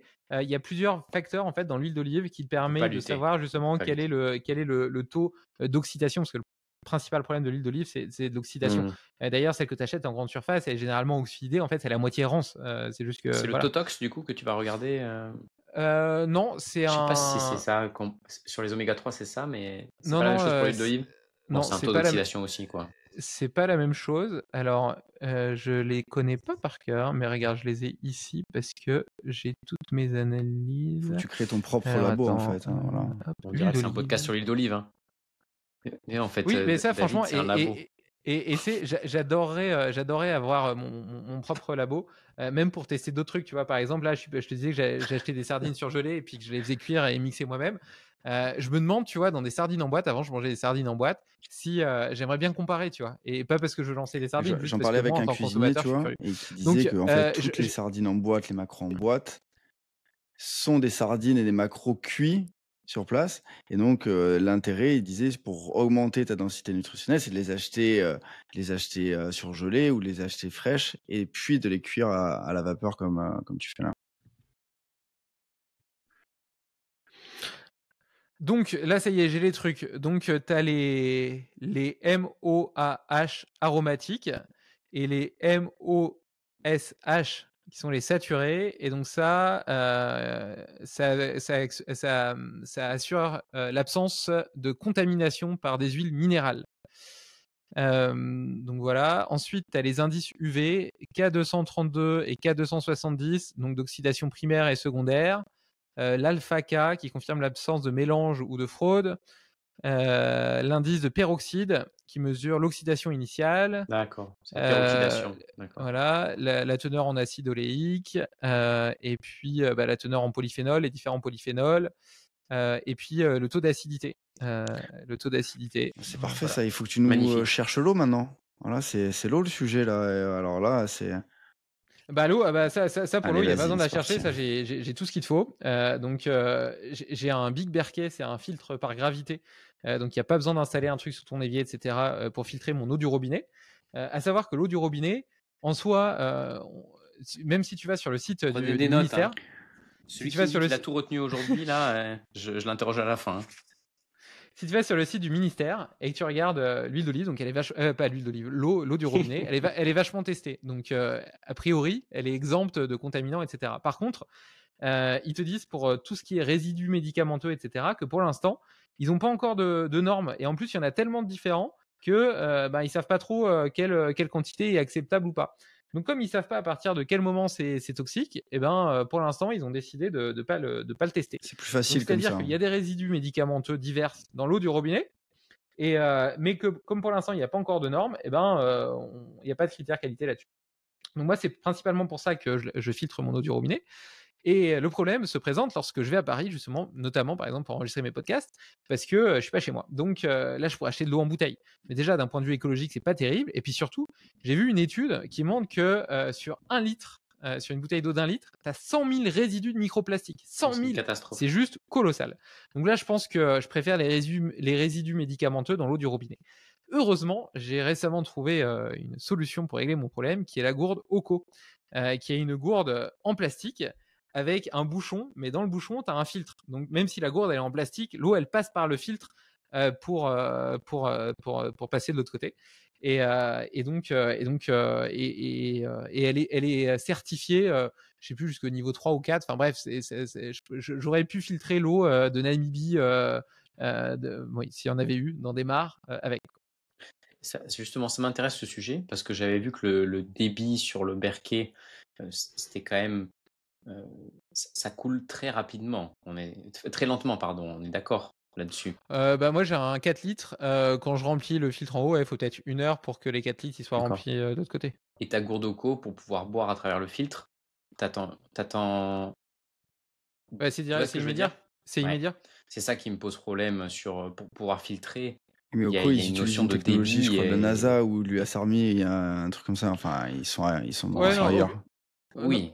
ouais, mais Oco, franchement, Oco, ils ont mis pareil, ils publient leurs résultats, etc. J'avais regardé, franchement, je pense que c'est bien qualitatif. Et tu sens justement cette difficulté de filtration parce que par contre, effectivement, le débit d'eau est pas le même que dans une gourde. Donc tu dois, si tu veux, forcer avec ta force de succion pour avoir de l'eau, et puis tu vas avoir moins d'eau que si tu Et pour buvais à une pour gourde la normale. filtration, j'ai vu qu'il y avait différentes Ok. technologies. Toi, tu as choisi la gravitaire. Tu sais pourquoi il y a un avantage sur les autres technologies ou... Simplement parce que j'avais pas envie d'aller installer un truc sous mon évier avec un osmose inverse. En plus, les osmoses inverses, ça fait perdre plein d'eau parce que il y a toute une, je sais pas, pour faire par exemple 1 litre d'eau potable, il y a peut-être 500 millilitres qui est jeté. Après, si j'achetais une maison et que je devais refaire mon installation, peut-être que j'installerais quelque chose de ce type directement sur mon robinet. Mais là, voilà, mon Big Berkey, je l'ai depuis. En plus, le Big Berkey, franchement, j'avais calculé la durabilité du filtre. Je crois que c'était peut-être 10 000 litres d'eau. Le filtre, il coûte 300 balles. Ça fait 10 000 litres d'eau. J'avais calculé que je pouvais peut-être tenir C'est 7 une ans marque, avec. Un truc comme ça. Bia Parquet? Donc, c'est vraiment pas cher. Ok, Ouais, Berkey, ouais. Et il se nettoie le filtre? ça change. Il se nettoie. Enfin, oui, tu peux nettoyer. Enfin, oui et non, quoi. Non, en fait, si tu veux, c'est une espèce de résistance noire. Voilà, D'accord. donc D'accord, non, d'accord, tu nettoies le contenant, mais pas le filtre en lui-même. Le filtre, après, tu le jettes, en fait, quand il est Pour arrivé à refaire un ton saut. Dans le cadre de notre partenariat avec Nutrien&Co, on est heureux de vous proposer moins 10% sur tout le site avec le code podcast10. Il y a un code en description. Retour au podcast. Et pour refaire un saut sur les steaks féroces, tu parlais de contraintes de production. Donc, on a compris qu'il y avait une difficulté à sourcer un petit peu les origines. J'ai vu aussi que tu livrais des steaks surgelés. Est-ce que tu peux nous expliquer un petit peu le bout de la chaîne, toutes les contraintes que tu as pu rencontrer et peut-être les erreurs aussi? En fait, j'ai réussi à débloquer la supply grâce à mon partenaire, les éleveurs de la Charentonne, qui en fait, comme son nom ne l'indique pas, en fait, c'est un atelier de transformation et de découpe. C'est eux qui me font mes steaks. Mais eux, en fait, ils fédèrent tout un tas d'élevages dans le nord de la France. Et donc, je lui ai partagé mon cahier des charges. Et donc lui-même, qui est PDG des éleveurs de la Charentonne, a un élevage de 160 hectares parce que c'est sa passion. Et alors d'ailleurs, c'est trop drôle parce que en fait, le matin de 6 heures à 9 heures, il est dans sa ferme. Et puis, pendant la journée, il est PDG d'une boîte de 50 millions de chiffre d'affaires. Et quand tu te demandes comment est-ce qu'il fait pour gérer les deux de front, bah, en fait, il me dit bah, simplement, étant donné que je fais les choses naturellement, bah, j'ai très peu besoin de m'occuper de mes animaux parce qu'elles boutent de l'herbe. Pour la reproduction, je fais pas d'insémination artificielle, je laisse juste le taureau se balader avec les vaches. Et puis après, quand il y a des veaux, bah, les veaux, ils vivent 10 mois avec leur mère et ils tètent. Donc, enfin voilà, en fait, je laisse juste les choses se faire, quoi. Donc j'ai trouvé ça assez intéressant. Et bref, et donc lui, donc c'est lui maintenant qui fournit, donc c'est de la viande qui vient de son élevage. Donc ça me permet d'augmenter mes capacités de production. Aujourd'hui, je suis capable de produire à peu près 3 tonnes par mois. Donc j'ai multiplié par 6 mes capacités de production. Et puis derrière, il a parlé avec d'autres éleveurs de mon cahier des charges. Donc parfois, il y a des petits ajustements à faire avant enfin, avant que ce soit OK. Donc ça veut dire qu'il va devoir modifier ses pratiques et donc il y a une inertie parce que, ben, voilà, sur des animaux, qui sont abattus peut-être à 3 ans, bon voilà, donc on commence déjà, si tu veux, à prévoir, les éleveurs avec lesquels on pourra travailler dans 3 ans, parce qu'on les accompagne dans leur transformation. Et d'avoir cet intermédiaire de confiance qui fait partie du monde agricole, parce que moi je suis pas issu du monde agricole, donc tu vois un petit gars, rempli d'ambition qui te parle, d'oméga 3 et cetera, un agriculteur, il sait même pas forcément ce que c'est, tu vois? François, crée vraiment ce trait d'union avec, ce monde agricole. Et d'ailleurs, c'est un petit peu aussi, ce lien que tu vois, il y a vraiment une fracture, je trouve, entre le monde citadin et le monde, rural. Et c'est pour ça aussi qu'il y a cette crise de confiance quant à la qualité de ce qu'on mange. Et avec cette idée de QR code que tu flashes, outre les analyses labo qui te rassurent, le fait de pouvoir avoir une petite interview d'éleveur, je trouve que ça permet vraiment de rétablir le lien entre le consommateur, entre l'assiette et l'éleveur. Et je trouve ça assez riche de sens d'un point de vue philosophique, d'un point de vue conscience de ce que tu manges, d'un point de vue émotionnel, tu vois, authenticité. Oui, Voilà, tu es je sais. connecté, tu es connecté à la source en fait. Ouais, ouais, ouais, voilà, tu vois, tu peux, et à défaut d'aller visiter par toi-même, la ferme, ça te permet de vivre le truc. Et d'ailleurs, je parle de visiter la ferme, mais il y a un petit projet que j'ai, dans mes cartons, qui serait d'organiser des Farmer Games. Ça serait un week-end, un peu comme des CrossFit Games, un week-end à la ferme où, tu aurais, une compétition un peu type parcours d'obstacles Spartan, mais à la ferme, donc avec des bottes de paille, des je sais pas, un tracteur à pousser, des marches du fermier, des lancers de javelot et cetera. Un truc un peu musclé d'un point de vue athlétique, mais aussi un autre qui soit plutôt des défis, tu vois, des défis en nature, des défis à la ferme que tu puisses faire en famille, avec tes enfants, avec tes parents, et cetera, et qui soit un moment de partage. Une partie plutôt trail, où tu pourrais courir justement entre les parcelles, tu vois, tu as des espèces de chemins bordés de ces haies sauvages, et cetera, qui sont vraiment magnifiques. Et donc tu pourrais courir là-bas, et comme ça tu verrais vraiment, ben, d'où viennent les animaux, tu verrais comment fonctionne la ferme, et cetera. Et donc ça allierait ce côté défi physique, moment de partage, vie en famille, découverte de la ferme et de ses pratiques. Et puis je pourrais faire venir des chefs pour faire goûter, bah, justement des produits féroces. Bon, pour l'instant, c'est juste un projet dans ma tête, mais et tu vois, ça c'est pas, ça n'a pas une logique financière, ça a plutôt une logique de. Je pense qu'on souffre, tu vois, de plus avoir du tout les mains dans la terre, d'être déconnecté. Tu vois, on achète du muscle cellophané en grande surface, c'est tellement dépersonnifié. J'ai connu des gens qui me disaient être vegan ou peut-être pas vegan, mais végétarien, et qui mangeaient du saucisson parce qu'ils n'avaient pas conscience que c'était de la viande. Enfin, t'en arrives à des aberrations assez folles parce qu'on souffre vraiment, à mon avis, de cette fracture. Moi, je me souviens quand j'ai eu un jardin et que j'ai commencé à faire pousser quelques légumes, de voir ma tomate pousser petit à petit, longuement. Et puis d'abord, elle était verte, et puis après, avec les rayons du soleil, petit à petit, elle devenait rouge. Mais il a fallu du temps, tu vois. J'ai dû attendre et patienter. Quand enfin j'ai pu la récolter, tu parlais tout à l'heure d'effet placebo, Vincent. Je peux te dire que là, l'effet placebo, il était puissance 1000 parce que je me disais que c'était la meilleure tomate du monde.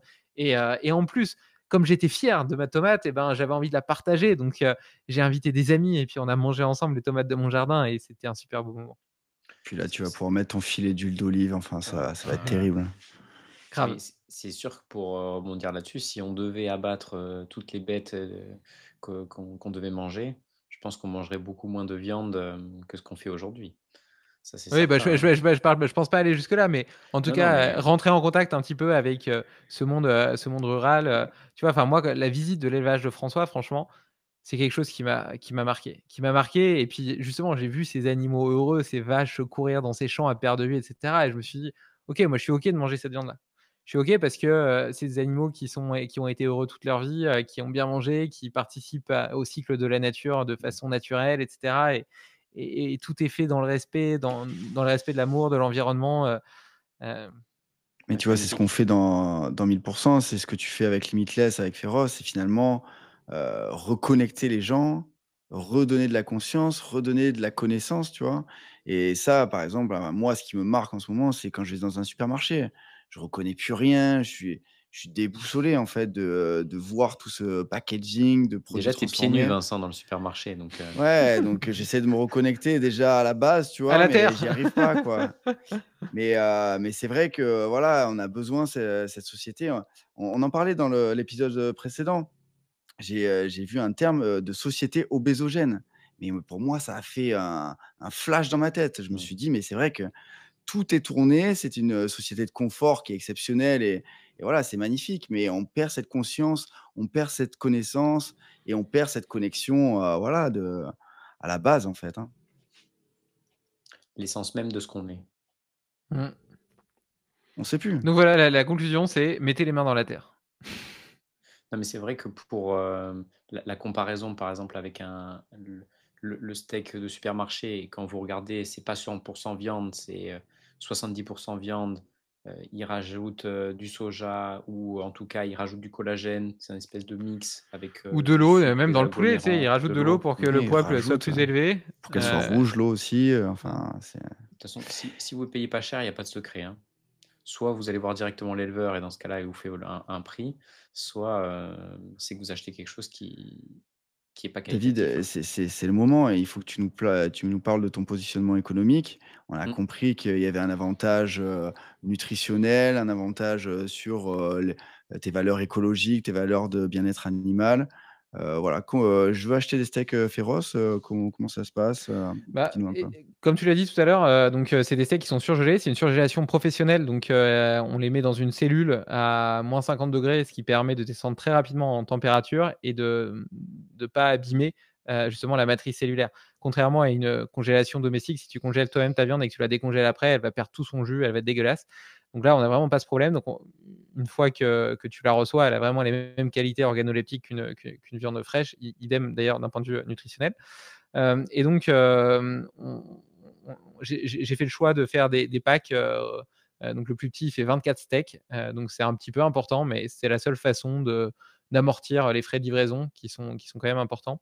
Et donc, l'idée, c'est que ça corresponde à 2 mois de consommation pour une personne seule. Et puis après, en fonction du nombre de personnes qu'il y a dans ton foyer, ben, tu en prends plus ou moins. Donc, tu as le pack solo, duo, family, family plus, en fonction que tu es 1, 2, 4 avec deux enfants ou 4 avec deux enfants adultes. Euh, donc voilà, et donc tu as ta livraison comme ça tous les 2 mois. Et on va bientôt sortir l'abonnement de telle sorte à ce que tu n'aies pas besoin de te poser la question de recommander. Et puis en plus, ça nous permettra de faire une petite réduction. Et donc, en termes de prix, pour pas dire de bêtises, je pense que le pack solo, ça revient à peu près à 30 € le kilo, ce qui est relativement cher, j'en conviens. Après, si tu prends l'abonnement et que tu prends des packs un peu plus gros, on arrive à descendre à 23 € le kilo, tu vois, ce qui est cohérent avec un steak bio acheté en grande surface. Et par ailleurs, il faut mettre en perspective ce que tu achètes, parce que on a bien sûr parlé de la qualité, etc. Mais tu vois, aujourd'hui, potentiellement, tu vas acheter des steaks en grande surface, et puis à côté de ça, tu vas prendre un complément en oméga 3, un complément en multivitamines, un complément en multiminéraux. Et donc, au final, si tu as 30 € pour ton multivitamine, 30 € pour ton multiminéraux, et donc ça se fait déjà 60 € de plus par mois. En réalité, payer 5 € de plus le kilo ta viande pour te passer de ces suppléments parce que tu les as déjà biodisponibles dans ton steak, bah, en réalité, ça te fait même faire des économies à la fin du mois. Donc voilà. Et tu sais, sur le prix, bon, bah, on est sur un modèle économique qui est au plus juste, qui nous permet pas de faire de la pub tout azimut et d'avoir un système d'acquisition qui soit vraiment basé sur la publicité. Fort heureusement, il y a des gens qui croient en ce qu'on fait et qui en parlent bénévolement. Marion Caplan, par exemple, le docteur Mouton, Jack Steam, Jérémy Coron, Pierre Dufraisse. Il y a plein de gens qui ont été séduits par le positionnement, par ce qu'on essaie de construire. Et On donc, a qui en déjà parlent. parlé avec Marion, hein, Ouais, Ouais, je ouais. pense dans le que même podcast. Docteur Mouton sur notre podcast aussi, on en a Et parlé. je la paye pas, Marion. Elle le fait juste parce qu'elle croit dans le produit, dans le Elle projet, qu'elle râle les a parce qu'elle goûtés, en a etc. plus, en fait. Hein. Et voilà, elle râle parce qu'elle en a plus, qu'elle en parle trop autour d'elle. Et voilà, et heureusement, parce que sans ça, enfin, si tu veux, une boîte e-commerce, normalement, elle prévoit dans son, quand elle fait son mix prix, 30% qui est le budget marketing. Et nous, on peut pas le faire. Et tu sais, parfois, on a eu des retards de livraison, parfois, on a eu des problématiques liées à la livraison. Et puis, les consommateurs nous ont écrit en nous disant, bah voilà, est-ce que vous pouvez faire un geste, etc. J'ai eu un jour de retard ou 2 jours de retard. Et puis, bien souvent, on leur disait, bah non, on peut pas parce qu'en fait, on vend déjà au prix juste et si on fait un geste, on perd de l'argent, quoi.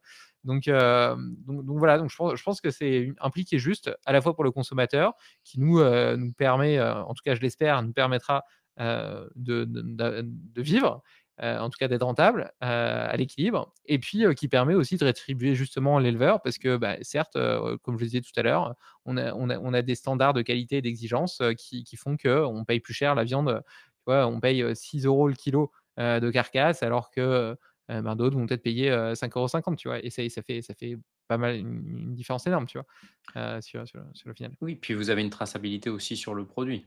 C'est ça Oui, qui voilà, on fait doit payer vraiment les la analyses différence. labo, et cetera, voilà, mais non, mais voilà, mais enfin, en tout cas, ce que je veux dire, c'est que franchement, en termes de prix, pour l'instant, on n'a pas encore de bilan, mais quand on en aura un, on publiera nos résultats sur société.com, et je pense que tout le monde pourra constater que on n'est pas en train de se gaver. Non, mais après, tu as une super idée, tu as toute une démarche, tu as le droit de gagner ton argent avec ça, il y a aucun problème. C'est surtout, les auditeurs, si vous misez sur Pharos, vous misez aussi sur vous-même, hein, en fait, hein. Vous investissez sur, la qualité d'un produit, c'est aussi ça, aussi la conscience de ce qu'on mange, et c'est aussi des choix, voilà. Bien, je trouve ça très bien résumé, Vincent, merci. Ouais, on est tous acteurs de notre santé et il faut voter avec le porte-monnaie en fonction de quel produit vous achetez. Là, on parle de féroce, mais ça peut être les œufs que vous achetez. Si vous achetez des œufs bleu blanc cœur bio, Mmh. la densité Ouais, nutritionnelle aura rien à carrément, voir avec des œufs. ça c'est clair. Et la différence au niveau du prix ça changera pas grand-chose à votre panier de course, hein, au niveau du prix. Et De toute façon, moi, c'est pourtant, pas compliqué. L'alimentation, c'est mon premier poste de dépense. C'est vraiment un truc sur lequel je lésine pas. Voilà, pour moi, c'est essentiel. Mais bon, ça, c'est un choix personnel. oui. Non, après, je pense qu'il y a certains produits, ça fait pas une grosse différence sur le panier moyen. Mais t'as Faut raison, les choisir œufs bio bleu blanc cœur, qualitatif. ouais, je suis d'accord. De passer de 25 € l'œuf à 25 centimes l'œuf à 45 centimes l'œuf. Et Bon, puis prenez un œuf, de premier prix et prenez un œuf, bleu blanc cœur ou d'un éleveur, mais juste portez-les dans la main, en fait, et franchement, il y a des œufs qui sont remplis et des œufs qui sont vides, en fait. Je sais pas à comment la vous couleur du décrire ça, jaune mais et à la couleur du jaune. Ouais, la couleur du ouais, jaune aussi, hein. Mais mais c'est c'est surtout les micronutriments qu'il y a dedans. Je répondais à un commentaire de quelqu'un qui disait oui, c'est pas prouvé que les œufs bio ce soit plus dense nutritionnellement parlant que. Mais en fait, c'est juste que ça fait sens. Est-ce qu'on a vraiment besoin de réfléchir tant que ça au fait qu'un œuf élevé d'une poule élevée en batterie qui voit jamais le jour, qui peut pas marcher, qui peut pas se déplacer, qui est nourri avec n'importe quoi, que c'est la même chose qu'une poule qui est en plein air, qui pond, qui voit le Mmh. soleil, qui. Non mais enfin, les Et gens puis pour le sont. bleu blanc cœur, encore une fois, là, pour le coup, la teneur en oméga 3, enfin ça il y a des études qui le Oui, montrent, hein, donc il y a pas de. mais même hormis ça, quoi. Puis je pense qu'il y a peut-être d'autres marqueurs qu'on trouvera plus tard, parce que là, on analyse ce qu'on connaît Ouais, t'as raison. et on cherche ce qu'on connaît, mais il y a sûrement d'autres facteurs qu'on pourra trouver plus tard et peut-être même des facteurs de stress et du bien-être animal qu'on pourra tracer dans les produits. Ce Et sera puis un éleveur qui aime ses bêtes, enfin, il y a pas photo, en fait. Ça fait aussi la différence, la voilà, différence entre le wagyu et Je non, mais je c'est vous vrai. partagerai, j'ai fait une vidéo, une interview justement de François, dans son élevage, et cetera, avec ses pratiques où il raconte un petit peu tout. Là, on va terminer de la monter. Je vais la publier. Je vous la partagerai. Vous verrez. Franchement, c'est poétique, vraiment. Bah, Génial. il en faut, hein. Bah, on s'approche de la fin de l'épisode. Je sais pas ce que vous en pensez. Généralement, on finit l'épisode par un conseil à 1000%. Qu'est-ce que tu pourrais nous dire et partager aux auditeurs pour être à 1000%? Écoute, je pense que la première action que tu fais dans ta journée catalyse un petit peu toutes les autres. Alors, je parlais tout à l'heure de bain froid, de douche froide. Je trouve que c'est un outil, puissant. On parlait d'hormèse parce que ça pousse le corps, à s'adapter, ça renforce le système immunitaire et cetera. Mais surtout, sur le plan mental, c'est une première victoire contre toi-même parce que tu as beau le faire depuis 5 ans, c'est toujours inconfortable et tu pas envie d'y aller. Ton cerveau, il arrive toujours à trouver des excuses et des stratagèmes pour pas y aller et quelque part, le fait de gagner ce combat, ça renforce tes neurones inhibiteurs, ça renforce ta capacité à dire: «OK, c'est moi qui choisis le sens de mon destin, le sens de ma mission, le sens de ma vie» et je trouve que c'est une bonne façon d'incurver, la ligne de toute ta journée. Donc j'aime bien ça et pour quelqu'un, qui, se sentirait pas suffisamment en vitalité, que pour le faire, déjà je lui conseillerais, de manger des steaks féroces pour, régler ses Et puis carences après la douche éventuelles froide. mais non, mais plus sérieusement de voir le soleil se lever le matin ou de s'exposer au soleil le matin, les rythmes circadiens, c'est vraiment quelque chose d'absolument fondamental et de sous-estimé. Hem Depuis l'aube de l'humanité, l'être humain s'est toujours réveillé le matin en voyant le soleil se lever et on a tendance à résumer les rythmes circadiens à la qualité du sommeil et cetera, mais en réalité, tout notre métabolisme, notre intelligence, nos différents systèmes nerveux autonomes et cetera, sont régulés par une espèce, de ballet, de symphonie, la symphonie de l'énergie, et ce ballet, il est lié à nos horloges internes et le fait qu'elle soit correctement réglée eh bien, ça permet évidemment d'améliorer le sommeil, mais aussi, la sécrétion des hormones au bon moment qui vont améliorer la digestion, qui vont améliorer la récupération, qui vont améliorer la concentration le matin, qui vont améliorer, la disponibilité à l'après-midi, la montée en température en fin d'après-midi et les performances sportives et donc au final, c'est tellement facile, il suffit de 2 minutes, d'exposition au soleil quand il y a du soleil, à l'extérieur pour, synchroniser ses rythmes circadiens. Ça marche pas derrière une vitre parce que les rayons du soleil, la puissance lumineuse est divisée par 50, et une lampe à incandescence, est pas suffisamment puissante non plus. Donc il suffit d'aller 2 minutes dehors pour pouvoir avoir ça. Donc franchement, c'est un effort tellement facile et tellement simple, que je recommande vraiment à tout le monde de le faire et voilà et je suis désolé, mais il y a ma fille qui est en train de rentrer d'école. Le timing est parfait. C'est le Le timing gong. est parfait. Mmh. Merci David. Merci à vous Pierre, Vincent. Ouais, c'était Ouais, une merci, c'était masterclass génial. encore. Ouais, t'es vraiment à 1000%, David. T'es limitless, mais t'es aussi à 1000%. Merci, Ouais, merci voilà. pour tout. On te met le brevet, on te met le certificat. Bravo pour ce que vous faites et puis, merci pour l'invitation, j'espère que ça plaira à vos auditeurs. Ouais. Ouais, Écoutez, si vous avez des c'était questions, parfait. n'hésitez pas à les mettre en commentaire. Bon, on vous fait pas le discours sur le 5 étoiles, de mettre les commentaires, ça nous On le aide au fait quand même. référencement. Allez-y, Oui, allez-y. Envoyez les oui. 5 étoiles. Allez, soyez pas C'est un vote radins. aussi. Envoyez-les à David. Eh oui. Nous, on a fait le Eh taf oui. sur Limitless. Donc, C'est ça. On Ah. donne de notre temps, donc donnez-nous un tout petit peu du vôtre et puis, aidez-nous pour le référencement. Ça fait la c'est différence. une aventure magnifique, en tout cas, de partager toutes ces infos avec les auditeurs, avec la communauté. Donc, on vous remercie pour tout. Ouais, je suis sûr que vous aurez appris plein de billes aujourd'hui. C'était l'idée. Bon, allez les Cool. gars. Allez, Merci, merci David. beaucoup. Bonne fin de Allez. journée. À Et bientôt. à la Bye bye. prochaine. Salut. Ciao.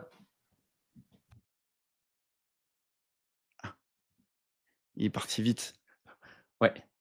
Et il est à 100% ou pas? Non, il est à 47%. Je vais Ah lui ouais, envoyer un message. Ouais. Il faut qu'il se reconnecte. Ouais, Bon, il était bien ce David là.